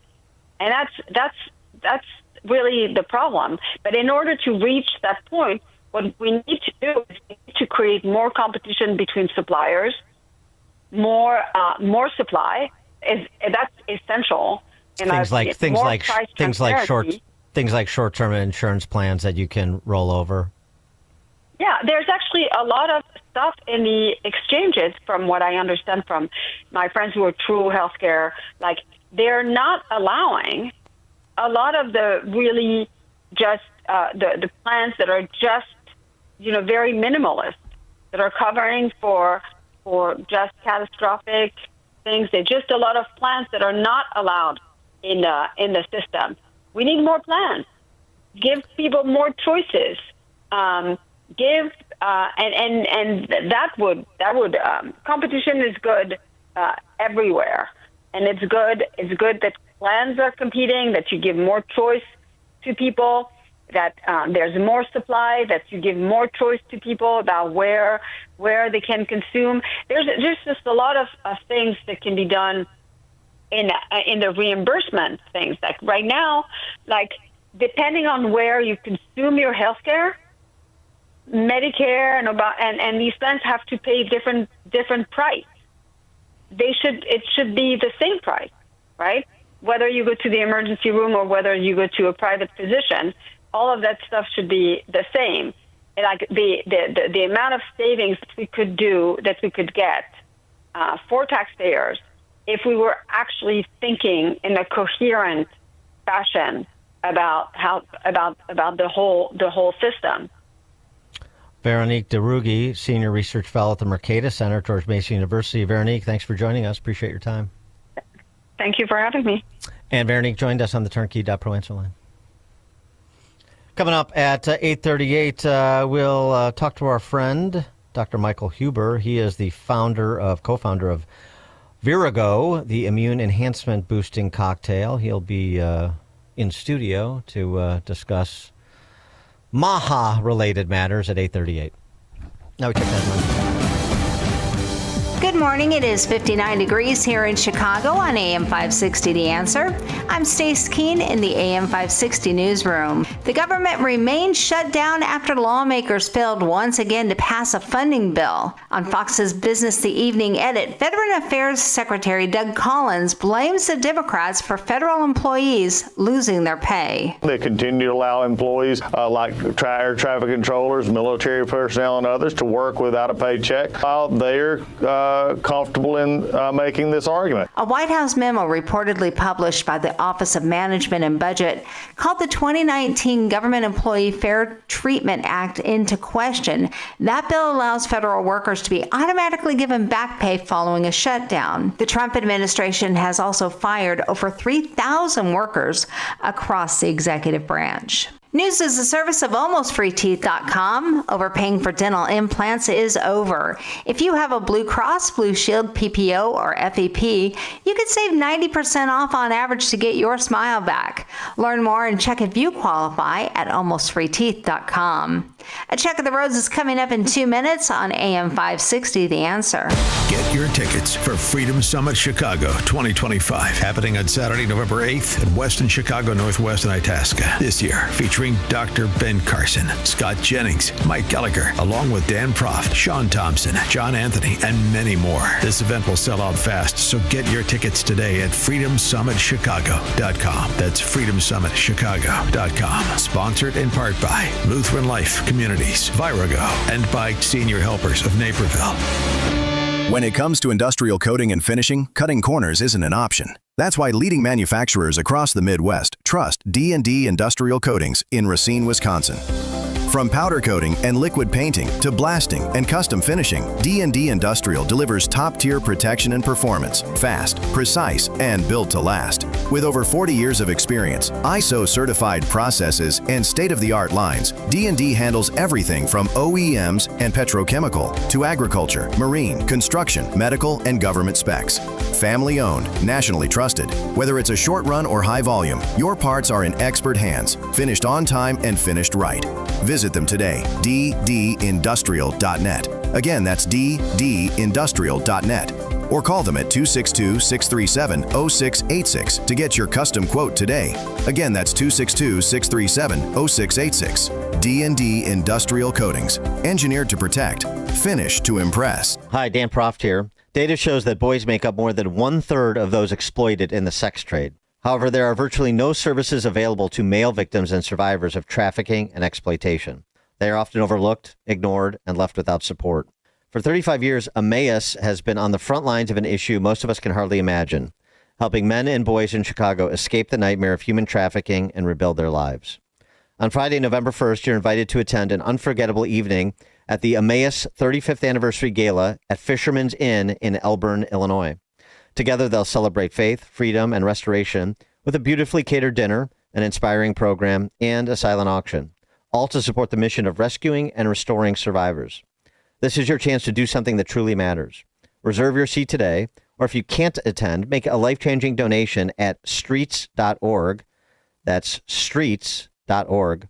Emmaus is restoring lives. Let's help them keep going. Visit streets.org. Sean Thompson here, and I'm with attorney Bert Hochberg from the law firm of Schiller, Ducanto, and Fleck. We're talking about divorce arbitration. This is not really a new, or is it a new, innovative way to go through divorce? Arbitration has been around for decades. It's completely legit and available to resolve divorce cases. The litigants and their lawyers sign an arbitration agreement. They identify what the issues are, and we set up dates, and we determine what experts and witnesses there may be. Arbitration is a hearing, a trial that is intended to finish a case efficiently with limited appeal, with a binding decision, and it's confidential, so it has some great characteristics. I think it's a unique alternative to divorce. For more information, please visit sdflaw.com and type Bert Hochberg into the search box. That's sdflaw.com or call direct 773-255-6150. Taking a look at the roads from the Team Hochberg Traffic Center, I'm Sue Aller. Inbound on the Eden from Lake Cook to Montrose, 18 minutes. Outbound getting slow at 25. The Kennedy inbound from O'Hare to the Burn Interchange, 46 minutes. Outbound is 41 minutes. The Eisenhower inbound from Wolf to the Old Post Office, 43 minutes. Outbound is 30. Inbound Stevenson from the Tri-State to Lakeshore, 41 minutes. Outbound is 25. And the Dan Ryan slows down from 95th to the Burn Interchange, 36 minutes. Outbound still looking good at 11. This report is sponsored by Macy's Backstage. Macy's Backstage is a whole department inside your Macy's store where you can find the latest fall looks all for under $30. With new arrivals every day, you never know what amazing deals you'll find. Don't wait. Find a location at Macy'sBackstage.com. Chicago's Morning Answer continues next, but now a check of your forecast from the National Weather Service. Today will bring more sunshine with a high of 68. Tonight, expect partly cloudy skies with a low of 57. Tomorrow, anticipate breezy and warm conditions with a mix of clouds and sunshine. Highs will reach 75. Saturday is set to be cloudy with showers and a thunderstorm possible. Temperatures will peak at 69 degrees. I'm meteorologist Jason Caterina on AM 560. The Answer. Get the latest weather, traffic, and news updates online at 560theanswer.com. Now, from the Signature Bank Studios. Only the biggest stories, only the biggest guests, and only the biggest opinions. This is AM 560, The Answer. Top of the morning, Dan Proft here. What better way to lead into a Maha-related topic than to talk about the Contra example? That would be Governor Pritzker. I just had to get to this today. Pritzker has released a partial tax return, I guess, and the Tribune reported on this, that he made $10.3 million in taxable income last year, which is a relatively small amount for a guy who's worth $4 billion, but that's not the interesting thing. The interesting thing is $1.4 million of it came from gambling. I mean, you know, I heard he had a sports betting system where he just bets on men playing women's sports, and it must have really paid off. I mean, I don't know otherwise. The governor's office saying that he did well in the casinos essentially this year. It represents a combination of what he won and minus what he lost. I guess $1.4 million in gambling winnings from Pritzker. I was not anticipating that, but I mean, think about all the free buffets that will constitute. For more on the topic, because, you know, like our political enemies, we want to keep them healthy. They want to kill us. We want to keep them healthy. You see the difference? Dr. Michael Huber is the co-founder and developer of Virago. It's an immune enhancement boosting cocktail. I like the cocktail part. He joins us now. Dr. Michael Huber, thanks for being with us. Appreciate it. Well, thanks for having me. It's great to be back on 560, the great radio station of conservative talk. So you think Virago could help the governor? He needs a miracle. He needs more than Virago. Well, I mean, it's you got to, start the journey of 1,000 miles and a single step and all that, right? Right. It is the season. We're getting into colder weather. So that means cold and flu. And so how does Virago help inhibit the onset of the seasonal flu? Well, Virago is designed to protect you, boost your immune system against viruses. So in the flu season and the colds, when you take Virago every day, you get a much higher functional immune system. So you prevent yourself from getting flus and colds. I take it every day. I take a half a shot every day to keep my immune system boosted. And if I go into like a crowd of people, or especially go to a hospital, the virus cesspool, I always take a shot, or maybe even two, especially if I go to a hospital. Keep that immune system functioning to keep it fighting off the viruses and inhibits them from getting into your cells and multiplying. And shot, you mean like a liquid shot, right? It's a liquid. It's not right. You're not injecting anything. It's a cocktail. So it comes with a little shot glass on the top, and you measure it out. I take a half shot every day. Keeps me from getting colds, flus every day. But maybe mix in a little Romanian bourbon or something in that. Or vodka if you're Russian. Sure. You know. Yeah. Okay. All right. Now you're speaking my language. So I mean, let's take a step back and what's the genesis story? You're a medical doctor. What's the genesis story of this immune enhancement? Well, we developed it back when COVID, the Delta, the big one came. That was the most deadly of the COVIDs. Now it's mutated down, so it's bad, but it's nothing like the Delta virus. So patients were really getting very, very sick, and we decided back then they weren't really treating it until you became almost dead. You know, when you went to the hospital and you had the beginning of the COVID, they sent you home and said, when you really get sick, come on back, you know, which is kind of an idiot way of treating a problem. And so we were giving people like 10, 20 bottles of vitamins to take back then because we didn't have anything like Virago. And we decided, hey, let's put them together. And then we really dawned on us, hey, let's put it on a liquid, because a liquid is better absorbed, it's faster absorbed, and it starts to work immediately in your mouth because your bitter taste receptors in your mouth are your first immune response. Especially back in Delta, which was really upper respiratory. A lot of it was upper respiratory. And the bitter taste receptors have a huge, huge impact on your lungs and in your sinuses, and help clear it out and get those little ciliary hairs moving, and help the cytokine storm, which usually began in the lungs, that calms down that immune response. And the ingredients that constitute this cocktail, describe that. The ingredients I picked, it has a synergistic effect. In other words, they work together. Each one of them has a specific thing that I liked that they did.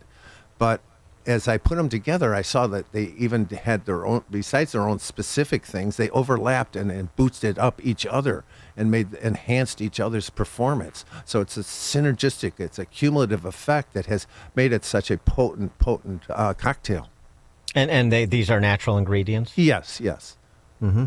And cold and flus, I mean, this is to enhance your immune system. So this has application beyond just trying to stave off, the flu during the winter, I assume. Oh yeah, it's what happens is, like with your diabetic patient and your hypertensive patients, those patients, besides having diabetes and hypertension, their immune system is affected. The diabetic, their white cells don't function as well. Their adaptive immune system, recognizing an antigen coming in, doesn't work as well. And their natural killer cells, which kill cells that are infected, they're dysfunctional. And besides, both of them, they're under chronic inflammation all the time, which does organ damage. So where Virago comes in, especially the diabetic and hypertensive patients should take Virago every day, because their immune systems are dysfunctional. And hypertension, you have vascular problems, you have chronic inflammation and oxidative stress all on your organs. Your organs are getting damaged. So Virago is unique, and it protects your organs from the damages that diabetes and hypertension produce by reducing that oxidative stress, reducing the chronic inflammation that damages your organs and your kidneys and your brain and everything. So Virago helps protect that, but at the same time, it boosts your immune system. So you're not going to get the cold and the flu and everything else that a diabetic's more prone to. And so you mentioned that you've been taking this every day for, I guess, as soon as it came online, as soon as you concocted this cocktail. And going back to the COVID Delta mutation era. So I assume now you've got a number of customers that have had an experience, over a longer period of time of doing the same thing, and what do they report back, including any potential side effects, just in the interest of full disclosure. Well, in full disclosure, the only reaction to other drugs, I wouldn't take it if I was on immunosuppressant drugs, for cancer. Some of them, not all of them, but some of them it doesn't go good with. There's no other drug that I know that it would be bad to take Virago with. The only side effect, it will nauseate you if you don't take it on a food in your stomach. But maybe you're allergic to an ingredient, but other than that, I haven't seen any side effects. I've seen more positive effects. The people don't get the flu, don't get the cold, or if they do, they'll take it a little bit more and it knocks it out within 24 hours. The people with asthma really it has a great effect on people with asthma, especially if you swish, because of the big effect it has on the lungs, and it relaxes that smooth muscle in your lungs so you can breathe better. And so, is there, like you mentioned, you take a little bit more. Is there like a recommended daily allowance, a tolerance between this much and that much that you want to stay, within those parameters? Well, I recommend a half a shot a day to a shot a day. You can take it all at once, but I prefer to take a half a shot twice a day because it kind of gives you your bloodstream a nice level of the bioflavonoids floating around. At a much, you peak, everything you take peaks and then starts to fade away. So you kind of give a better even keel on the effects. But you can take 2-3 shots a day. You're not going to overdose it in a single day. It would take a hell of a lot to do that. But it's a long term. You don't want to take like 5 shots for 6 months type of thing. But if you just take 3, get sick, you might want to take 3. You might take 3 for a couple of days or a week or 2. It won't hurt you. It's a water soluble. Everything in there is water soluble, so it filters out through the kidneys, which it also happens to protect. It protects those podocytes in your kidneys, so it's a what they call it, nephroprotective, especially for the diabetic and the hypertensive patients, where those organs really get damaged. And you mentioned the patient feedback you're getting, so to speak. So you're hearing from people that sort of chronically get the flu about the same time every winter when the weather turns, and they're saying it's different after staying on this regimen. Oh yeah, I have mothers that tell me that their kids come home with flus and colds and everything from school, and they don't get it, and they're starting to give it to their kids as they get older. They're giving it to them, and I hear from people at hello@myvirago.com. If you email me and put your phone number in, I will call you back. And if you have any questions on this, but I have people email me that they're doing great. People email me that they're so much better. They don't get the cold. They don't get the flus that they used to have. They're people with their seasonal allergies. They're disappearing on them. They had seasonal allergies, and all of a sudden they don't. They were really bad asthmatics, and they're finding they're improving. They're not using their rescue inhalers anywhere near as what they used to. And are you saying good sort of word of mouth market feedback too, in terms of people recommending this to family and friends and growing the usage in that way? Oh yes, I get now I'm getting more family members. They'll say, hey, my dad just told me about it. He's been taking it. I want to take it. I want to give it to my kids. I want to do this. I want to do that. It's remarkable. It's growing by word of mouth, and it's very successful. And then I get a lot of people just email me at hello@myvirago.com, or go to our website, myvirago.com, and you can check out what we have and what it does. And if you use the immune code, you get a 30% off also to 560 listeners especially. We love the 560 listeners. They're great. So we get a lot of feedback from them. And they call the station here too, and the station gives me their numbers. So 560 people are really into MAHA and making America healthy again, which starts with Virago. And if you're, and like you're saying, you're pretty interactive and user-friendly. So if you have additional questions, would be in terms of before ordering or after you start using it, then you and others are available to interact with people that are on the program? Well, actually, I do all the calling, believe it or not. Okay. I personally talk to everybody who calls. Everybody emails me with their phone number, and that's at hello@myvirago.com. And I call them all. I mean, a lot of people are freaked that I would, but I made it. I'm responsible for it, and I will talk about it. I stand by what I made, and I think it works great. I think it does wonders for everybody, and so I'm not afraid to talk to anybody about it. Very good. He is Dr. Michael Huber, co-founder and developer of Virago, the immune enhancement boosting cocktail. As you heard, email him hello@myvirago.com. And the website to order online, myvirago, that's VIROGO, myvirago.com. Use the coupon code IMMUNE to save 30% at checkout. Dr. Michael Huber, thanks so much for joining us. Well, thanks for having me, Dan. I appreciate you having me on the show. It's like a hot, steaming cup of information to start your day. It's Chicago's Morning Answer on AM 560. The Answer. For months, you've been hearing ads about Virago Immune Support. I have to tell you, this stuff is for real. I had an occasion to not be feeling well on a remote broadcast. I took it, and it is the real deal. And the stronger your immune system, the stronger your body defends against diseases, viruses, and everything else. That's why Dr. Huber created Virago, a liquid immune booster supplement. You take it daily. It's a blend of 23 nutraceuticals working in synergy to maximize effects and boost your immune system. It's the nutraceutical cocktail for an immune system, antiviral, anti-inflammatory, antioxidant. Virago even protects your heart, your kidneys, your liver, all in a unique liquid supplement for better absorption. Do yourself and your spouse a favor. Order a bottle of Virago today online at myvirago.com. That's myvirago.com. Use coupon code IMMUNE to save 30%. Maha and Virago, making America healthy again. History shows that every market eventually falls, every currency collapses, and today the U.S. dollar is hanging by a thread. Trillions in national debt, record high markets defying gravity, but stocks can't go up forever. Meanwhile, your groceries, housing, and transportation costs are all going up, and your dollar, it's buying less every single day. If the system breaks, your stocks and dollars won't save you. But one thing will: gold. Gold has always survived a collapse. That's why banks and billionaires are stocking up, and Americans are protecting their savings with physical gold. Before the next shoe drops, call Lear Capital at 800-889-3070 for your free gold investment kit and $20,000 in bonus gold with a qualified purchase. Lear is your trusted source. Over $3 billion in transactions, thousands of reviews. Call now 800-889-3070. That's 800-889-3070.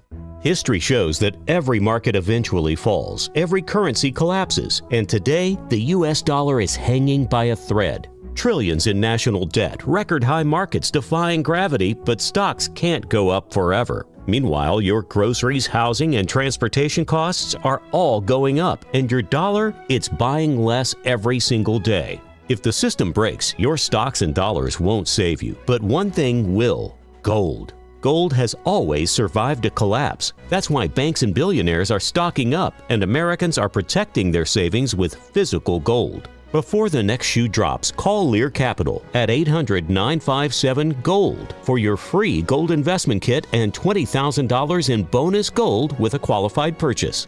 Lear is your trusted source. Over $3 billion in transactions, thousands of reviews. Call now 800-957-GOLD. That's 800-957-GOLD. These days, people who are in pain are taking control of their health and looking beyond traditional medicine. Dan Proft here from my friends at QC Kinetics. People just like you are finding lasting relief without steroids, medications, or surgery here in Chicagoland at QC Kinetics. Here's how it works. Your blood contains tiny but mighty healing tools. At QC Kinetics, Dr. Caravelli and her team get to the root of where your pain stems and concentrates these natural healing tools in the exact location. By putting these natural elements to work, your body can revitalize joints, literally using your own power to heal. It's a simple injection, not a hospital stay. It's fast, all natural, and there's no downtime. So, if your back, knees, or shoulders are keeping you from enjoying life, call my proud sponsor, QC Kinetics, today and schedule a free consultation with Dr. Caravelli and her team. Call QC Kinetics now, 312-827-6261. Again, that phone number, 312-827-6261. 312-827-6261, and tell them I sent you when you do. Business owners, now's the time for your business to make the move to a locally owned business bank. Hi, Mike Gallagher here to let you know that you don't have to look far. Signature Bank was founded in Chicago with a simple mission to help companies like yours grow, succeed, and thrive. Their decisions are made locally by a terrific team that knows your name, cares about your business, and invests in your success. That's why Signature Bank is my bank. I'm a customer. As business owners, they knew that local family-owned businesses were not getting the help they needed or deserved. So I invite you to reach out to my friends at Signature Bank today. Write the number down. Remember this phone number, Signature Bank, 773-467-5630, and learn all about this great bank, 773-467-5630, or visit them online at signaturebank.bank. That's signaturebank.bank. Signature Bank makes commercial banking personal. Member FDIC, equal housing lender. This is an urgent announcement for anyone that's $10,000 or more in debt. Before you make another minimum payment, you need to know there are special programs that can completely free you of your debt. Total Financial Freedom can help you become debt-free in months instead of years. Resolve your credit card debt, signature loans, department store cards, internet loans, and timeshares. Call now at 800-533-6605 for a free consultation. For 17 years, Total Financial Freedom has helped thousands get out of debt. You can feel confident when calling because Total Financial Freedom is A+ rated by the Better Business Bureau and a Christian-owned company. Don't get stuck in the endless cycle of payments. You have the right to get your debt resolved and substantially reduce your monthly payments. Call Christian-owned Total Financial Freedom now at 800-533-6605. That's 800-533-6605. 800-533-6605. Hey, I'm Brant, and her name is Sherry. Hello. She's a friend of mine whom we were just praying for because of a surgery she just went through. Yes, and I am very happy about something you actually talk about all the time, which is Medi-Share. That is right. Yeah. So what was your experience like with Medi-Share and the healthcare bills? Honestly, Brant, seamless. And what a blessing that is when you're already nervous about a health issue, which I was. Yeah. Members shared my expenses. There were zero problems. And let me tell you, having people pray with you when you call in with your need, that is just... It is refreshing. Yes, that's what it is. What I keep telling people. People love Medi-Share, and they love saving tons of money, too. The typical family can save $500 a month. I am very thankful for Medi-Share. It is so different, and I mean different in a very, very good way. It is good different. Call now. They're easy to talk to, and you can get a price within 2 minutes. Call 833-34-BIBLE. That's 833-34-BIBLE. 833-34-BIBLE. AM 560. The Answer. All right. Texas had Amarillo Slim, and we have Gold Coast Fat. I really do want to hear more about Pritzker's gambling escapades and also make more fun of him. That's a perfect topic for Open Mic Friday. We'll tackle that tomorrow, along with a couple things we didn't get to that I wanted to, like Jack Smith's interview with Andrew Weissman. We'll do that tomorrow. Thank you for joining us on another edition of Chicago's Morning Answer. Do appreciate you tuning in. It is now 9 o'clock on AM 560 WIND Chicago. The families of 19